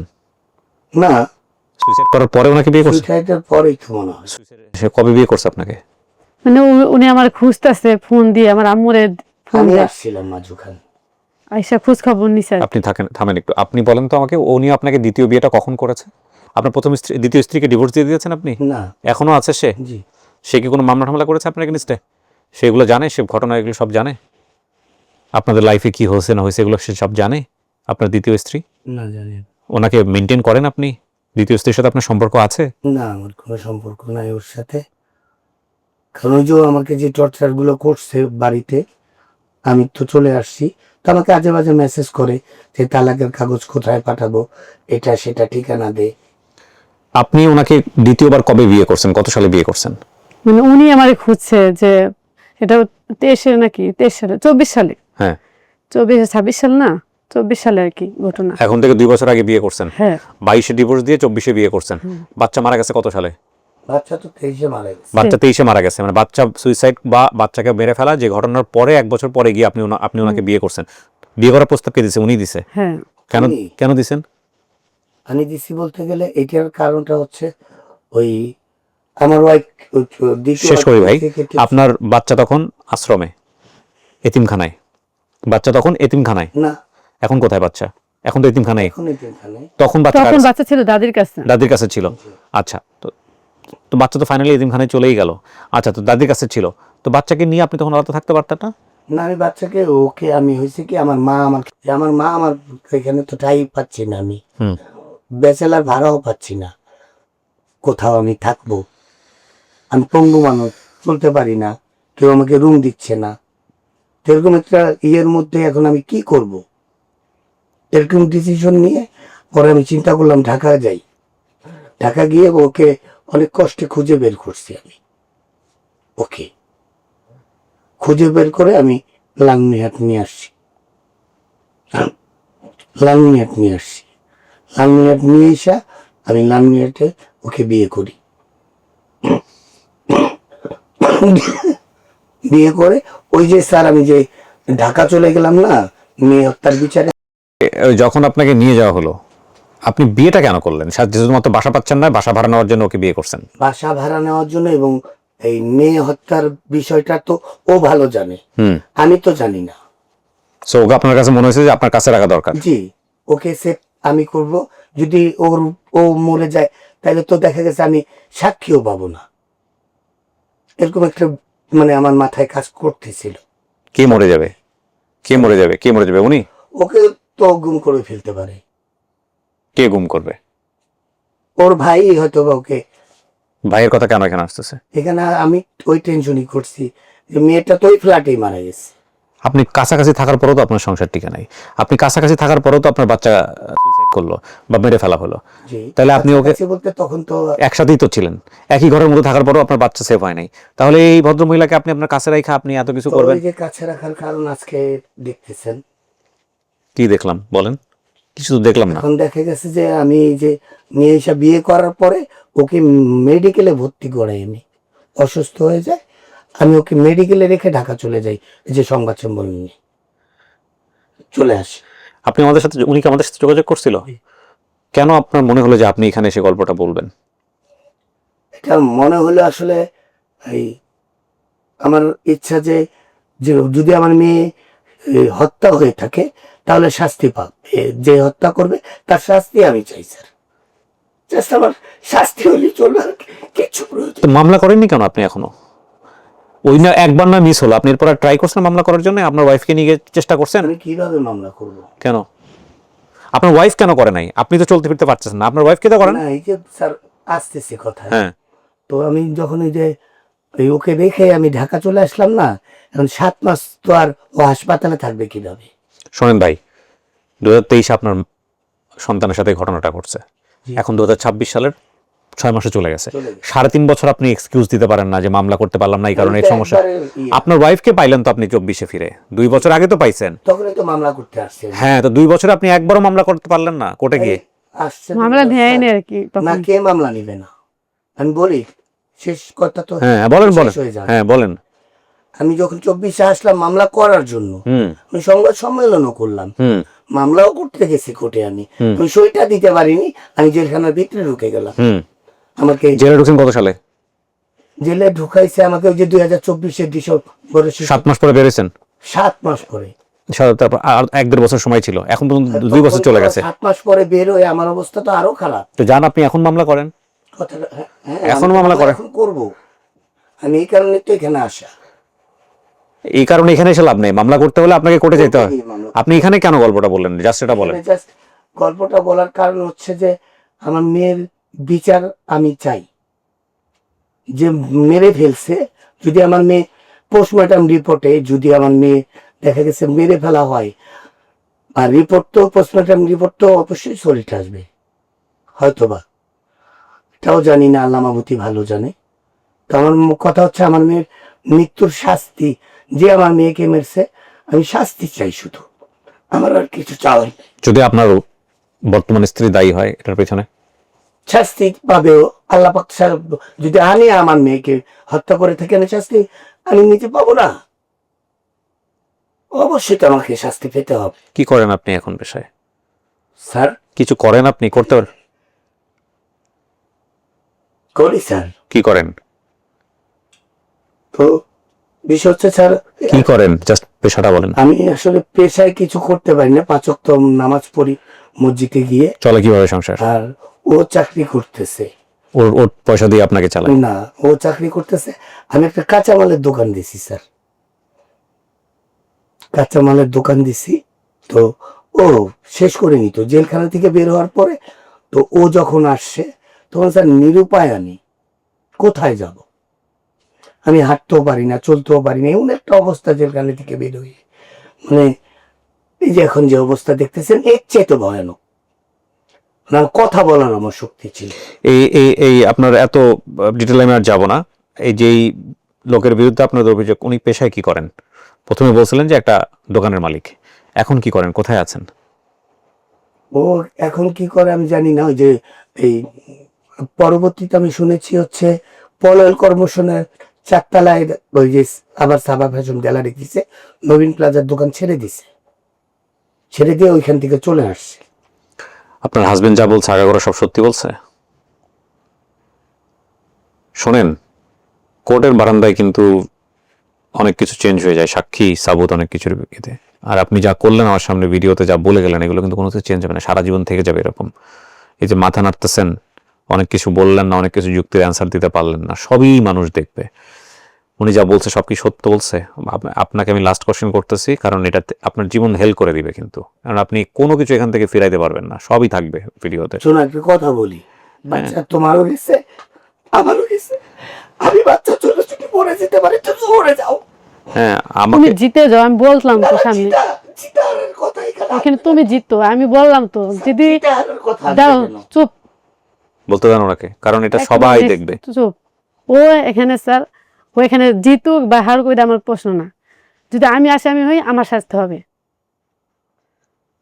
এটাই শেষ কথা। আপনি ওকে জেতাতে চাচ্ছেন কেন? সত্য তো সত্যই জিতবে, কিন্তু ওকে জেতাতে চাচ্ছেন কেন? না, আমি ওইটাই বলছি, সত্য যেটা, যদি আমি আসামি হয়ে থাকি তাহলে আমার বিচার হবে, আর যদি আমি না হই তাহলে তো আমার, আপনিও যদি আপনার বড় লোকও আসে তাও কিন্তু আমার কিছু করতে পারবে না, পারবে? এখানে আপনি যেভাবে জিনিসটাকে প্রথম থেকে বলে আসতেছেন সেটা কোনোভাবেই যুক্তিতে মিলতেছে না।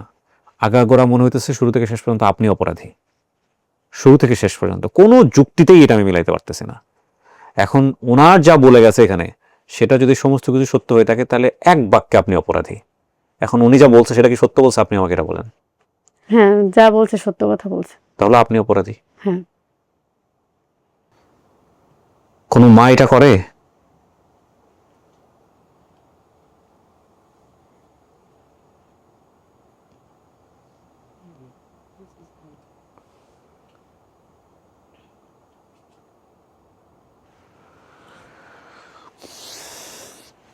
আর কিছু বলবেন? জি স্যার। বলেন, শেষ করেন, আমি শেষ করে দিব। হ্যাঁ, তো বিষয় হচ্ছে ওই, আমি তো প্রতিবন্ধী হয়ে গেছি, প্রতিবন্ধী কার্ডও আমার হয়ে গেছে, তোমার সে ভাতাও পাই। তো অ্যাকচুয়ালি আমি চাই যে আমার মেয়ের এই যে মারা গিয়েছে এটার সুষ্ঠু একটা বিচার হোক। তো আমি খুব তাড়াতাড়ি বিচারটা দেখে যেতে চাই আর কি, এটাই আমার আপনি চেষ্টা করেন বিচারের জন্য। মনের চাওয়া। আমি এখানে একটা কথা বলি, আসলে কিভাবে চেষ্টা করবো আমি, আমাকে যদি একটু সাজেশন দিতেন তাহলে ভালো হতো। আপনি আপনি একজন লয়ারের পরামর্শ নেন। প্রথমত একজন যিনি আইনবিদ আছে তার কাছে গিয়ে পুরো ঘটনা বলেন, আপনার কাছে যেসব ডকুমেন্টস আছে সেই ডকুমেন্টসগুলো তাকে দেখান, তারপরে তার সাথে পরামর্শ নেন। সেই পরামর্শ পছন্দ না হলে আপনি আরও একজন লয়ারের সাথে কথা বলেন। কথা বলার পরে আপনি বাংলাদেশের আইন অনুযায়ী স্টেপ নেওয়া শুরু করেন। তাকে মারা হয়েছে বা তার পেছনে কেউ ছিল, হোয়াট এভার ইট ইজ, যাই কিছু হোক না কেন, আপনি সেই মর্মে মামলা করতে পারেন, সরকারের কাছে গিয়ে বিচারের দাবি করতে পারেন। আপনার এই ঘটনা আমি কেন আজকে এখানে নিলাম বা কেন আজকে অগোছালোভাবে নিয়মে প্রচার করার কাজ করছি বা প্রচার করতে চাচ্ছি, দুইটা কারণে। প্রথম কথা হচ্ছে এক্সট্রা ম্যারিটাল অ্যাফেয়ার আমাদের সমাজে এটা একটা ভাইরাসের মতো। যে কোনো ধরনের এক্সট্রা ম্যারিটাল অ্যাফেয়ার বা অ্যাডাল্টারি, আমরা যাই কিছু বলি না কেন, এটা যদি কোনো সংসারে আসে, যখনই এটা আসবে তখনই সেটা শেষ করে দিতে হবে। শেষ করে দিতে হবে বলতে কি, আপনারা বিভিন্ন রকমের সাইকোলজিক্যাল, বিভিন্ন রকমের এটার উপরে অনেক সাইকাটিস্ট যারা আছেন তারা অনেক ধরনের কথাবার্তা বলবেন। মোটা দাগে যেটা আমি জানি আমার ক্ষুদ্র নলেজে, এই সংসারটা আসলে আর টেকে না, ওই সংসারটা তখনই শেষ হয়ে গেছে। 99.9% সংসারটা মানসিকভাবে তখনই শেষ হয়ে গেছে। এখন কথা হলো, বাকি 0.01% কি টিকে না? হ্যাঁ টিকে। পৃথিবীতে অসংখ্য এক্সাম্পল আছে, exception cannot be the example, কিন্তু এরকম টেকার স্টুডিও আছে। কিন্তু আপনি যদি একটা চিন্তা করে দেখেন আপনার নিজেকে দিয়ে, যে আপনার কারণে হোক বা আপনার ওয়াইফের কারণে হোক বা যার কারণেই হোক না কেন, যখন অপরপক্ষ বুঝে যায় যে না ঠিক আছে এই সম্পর্কটার মধ্যে এই জিনিসটা ঢুকে গেছে, এবং তারপরে সে তার কাছে সরি বললো, মাফ চাইলো বা এরকম কোনো কিছু হইলো, যিনি মাফ চাইলেন বা যিনি ধরনের কাজটা করলেন, তিনি কি নিজেকে নিজে ক্ষমা করতে পারবেন সারাটা জীবন যে এই মানুষটার সাথে আমি চিট করেছি? অথবা যদি আমি এইভাবে চিন্তা করি, যেই মানুষটার কাছে ক্ষমা চাওয়া হলো তিনি কি তাকে স্বাভাবিকভাবে নিতে পারবেন রেস্ট অফ দ্য লাইফ? নেওয়া যায় না, কারণ এটা আসলে যে কোনো সম্পর্কের এন্ড মার্ক। যে কোনো চিটিং বলেন বা যাই কিছু বলেন, এটা একটা সম্পর্কের এন্ড মার্ক। এবং এই এন্ড মার্কের জায়গা থেকে যখন একটা জিনিস বোঝা যায়, তারপরে সংসার টেকানোর জন্য অপর পক্ষ থেকে চেষ্টা থাকে, খুব স্বাভাবিক, এটা খুবই স্বাভাবিক। এবং এক পক্ষ হয়তো মনে করে না না এটা তো হওয়ার কথা ছিল না, অস্বাভাবিক একটা ব্যাপার ঘটে গেছে, বুঝতেও সময় লাগে, কারণ এটা খুবই আনপ্রেডিক্টেবল একটা ঘটনা তখন অপর পক্ষের সামনে আসে। এক পক্ষ এটা করেছে, সে হয়তো মনে করে যে ওকে ফাইন, লুকায় ঠুকায় করি বা যে কোনোভাবেই হোক করি, এটা হয়তো অপরপক্ষ জানবে না। তারপর যখন জেনে গেছে অপরপক্ষ তখন এটা নিতে বা রিসিভ করতে বা এটা যে আর আগের মতো নাই, এই সম্পর্কটা যে শেষ হয়ে গেছে, এটা তার মানতেও কিন্তু একটা সময় লাগে। ওই সময়ে সে আলটিমেটলি সে ট্রাই করে, এবং সেই ট্রাই করাটা কখনো কখনো এরকম হয় যে না, আমার এই মানুষটা আমার কাছে থাকুক, আবার কখনো কখনো খুব জিঘাংসামূলক হয়ে যায়। খুন খারাপি থেকে শুরু করে বিভিন্ন রকমের ভয়াবহ রকমের ঘটনা ঘটে যায়, এবং এগুলো অহরহ আমাদের সমাজে সামনে আসে। এই ঘটনার ক্ষেত্রে আপনি যদি দেখেন, এই ভদ্রলোক যা বলেছে যে ওনার ওয়াইফকে বারবার ফিরে আসার চেষ্টা করছে, বারবার ওয়াইফ ফিরে আসার চেষ্টা করছে, এটা করছে, ওলুম করছে, তমুক করছে, এগুলো আমার কাছে পুরোপুরি ভিত্তিহীন, ইললজিক্যাল, অযৌক্তিক মনে হয়েছে। এখন আপনাদের জায়গা থেকেও মনে হতে পারে, কিন্তু জীবনটা উনি এটা করেছেন ওনার কথা অনুযায়ী। সেটার পেছনে কি যুক্তি ছিল বা যুক্তি ছিল না, বোকামো ছিল কি ছিল না, এরকম বোকামো সমাজের অনেক মানুষ করেন, যদি আপনি বোকামোই বলেন, আমি একদম মোটা দাগে বলে থাকি। আর এই ভদ্রমহিলা আজকে হুহা বলে যেভাবে রিপ্লাই দিল বা যে কোনো কিছু দিল, সেটাও আমার কাছে যথেষ্ট রকমের অবিশ্বাস্য মনে হয়েছে, এবং সেটাও আমার কাছে অযৌক্তিক মনে হয়েছে। এবং লাস্টে এসে যেভাবে ওনাকে বলতেছিলেন যে তুমি জিতে যাও, তাহলে আমি ধরে নিতে পারি যে আজকের এখানে ক্যামেরা ফেস করার আগে ওনাদের মধ্যে কোনো একটা আন্ডারস্ট্যান্ডিং ছিল, বোঝাপড়াটা ছিল। যেই বোঝাপড়ার জায়গাটায় হয়তো ওনাদের বোঝাপড়াটা এরকম যে ওনার হাজব্যান্ডই বলবে, ওনারা ওয়াইফ নিজের জায়গা থেকে শুধু মেনে নেবে, হুহা বলবে, এর বেশি কিছু বলবে না। এখন কথা হলো ভাই, যাই কিছু ঘটছে ওনাদের জীবনে, যেটাই কিছু করুক না কেন, যাই কিছু হোক না কেন, বাচ্চাটা মারা গেছে। 14 বছরের একটা বাচ্চা ফ্যানের সাথে ঝুলে মারা গেছে, এবং এই দুইজন যা বলছে আজকে, সেটা সত্য হলেও মারা গেছে, সত্য না হলেও মারা গেছে। That is the fact. এই ফ্যাক্টের জন্যই আমি আমার গল্পটাকে আজকে এখানে ধারণ করেছি এবং প্রচার করলাম। যে কোনো ইল্লিগাল, অবৈধ সম্পর্ক বা যে কোনো ধরনের সম্পর্ক সংসারের উপরে যদি ইফেক্ট তৈরি করে এবং সংসারটা যদি গুরুত্বপূর্ণ হয়, তাহলে সেই সম্পর্ককে কখনোই সংসারের চ্যালেঞ্জ হিসেবে নেওয়া উচিত না। আই রিপিট, যদি হাজব্যান্ড মনে করে, যদি ওয়াইফ মনে করে যে এমন একটা সম্পর্কের মধ্য দিয়ে তুমি যাচ্ছ, হতে পারে সেটা ফ্রেন্ডশিপ সম্পর্ক, হতে পারে সেটা ভাই ভাই সম্পর্ক, বা তার চেয়ে এক্সট্রিম কোনো কিছু, যেটা ওয়াইফের কাছে বেটার মনে হচ্ছে না, যেটা হাজব্যান্ডের কাছে বেটার মনে হচ্ছে না, এবং যেহেতু ওয়াইফ এবং হাজব্যান্ড আপনার জীবনের অবিচ্ছেদ্য একটা জায়গা, সংসার, এবং যেটা আপনাকে আমৃত্যু আইডেন্টিটি বয়ে যেতে হবে, নট অনলি দ্যাট, আপনার বাচ্চার জন্যও ইম্পর্টেন্ট, সেই সম্পর্কের জন্য আপনি আপনার সংসারকে কখনো চ্যালেঞ্জের মুখে ফেলেন না। এটার পরিণতি ভয়াবহ। বাচ্চা তো একটা গেছেই, এরা দুজন কি বেঁচে থাকতে পারবে? কোনো সুযোগ নাই। এরা প্রতি মুহূর্তেই মরবে, বিচার পেলেও মরবে, বিচার না পেলেও মরবে, ঠিক আছে? আর ছোট বাচ্চাটা পৃথিবীতে কোনো কিছু বুঝে ওঠার আগেই ভিকটিম হয়েছে। যে কোনো সম্পর্কে যাওয়ার আগে সংসার যদি নাই করেন, আল্লাহর ওয়াস্তে একটা কথা বলি, আই রিপিট, সংসার যদি নাই করেন, খুব সুন্দরভাবে বিদায় নেন সংসারের কাছ থেকে, স্মুথলি বের হয়ে যান। বের হয়ে গিয়ে আপনার যা ইচ্ছা আপনি করেন।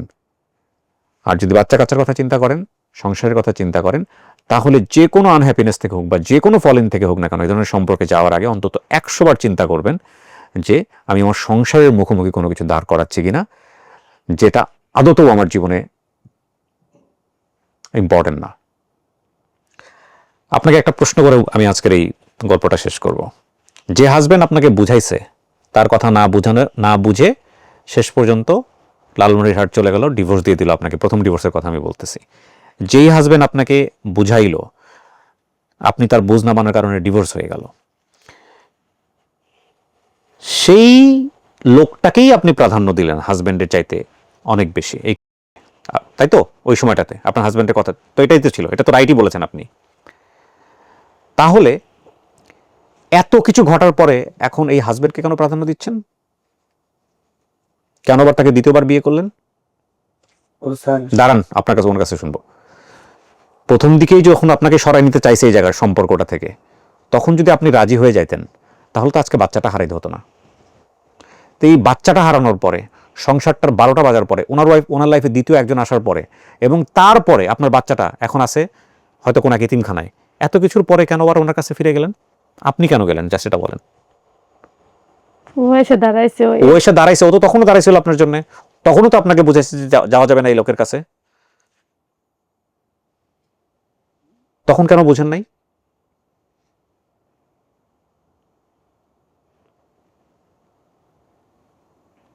তখনও বুঝছি স্যার, তখনও আমার আম্মু বলছে যে বাসায় চলে যেতে, ওর সাথে সংসার করাবে না।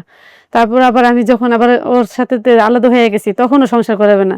যখন ও আসছে তখন আমি মায়া করে যে এই অবস্থায় কোথায় যাবে, আমি এখনো তো আপনার মা বলে যে ওর সাথে সংসার করাবেন। হ্যাঁ, তো এখন তো আপনি ওর কাছে আছেন, তখন কেন থাকেন নাই? আপনার মা ওর ভাই কি বলছে না বলছে, এটা আজকের চ্যাপ্টার না, আপনার দুজন আমার জন্য চ্যাপ্টার। পুরা দুনিয়া বলুক আপনার সম্পর্কে আপনার হাজব্যান্ডের সাথে সংসার করাবে না, আপনার পজিশন তখন কি ছিল? That is my concern. আপনি তো তখন ওনার কথা শোনেন নাই, শুনছেন? শোনেন নাই। তাহলে এতদিন পরে এসে উনি আবার যখন বললো আসো একসঙ্গে থাকি, তখন ওনার কাছে কেন গেলেন? মায়া যে এখন এই তো 7টা মাস 8টা মাস বাদ দেন, আপনি বলেন কেন গেলেন? মায়া, মায়ার জন্য। কিসের মায়া? এই যে চলতে পারে না। এই মায়াটা আগে বোঝেন নাই? 15 বছর সংসার করার পর ডিভোর্স হয়েছে, মায়াটা আগে বোঝেন নাই? আপনার বড় মেয়ের জন্য আপনার খারাপ লাগে? তো মায়ের সন্তান, যার সন্তান সেই বুঝে যে কতটুকু গেছে। আপনাকে দেখে একদম বোঝা যাচ্ছে না, আমরা বুঝি নাই। 1.5-2 ঘন্টা আপনার সামনে বসেছিলাম, একবারের জন্যও বুঝি নাই যে আপনি আপনার সন্তানকে কতটা ভালোবাসেন। শেষ করছি প্রিয় দর্শক এবং শ্রোতা, ভালো থাকবেন সবাই।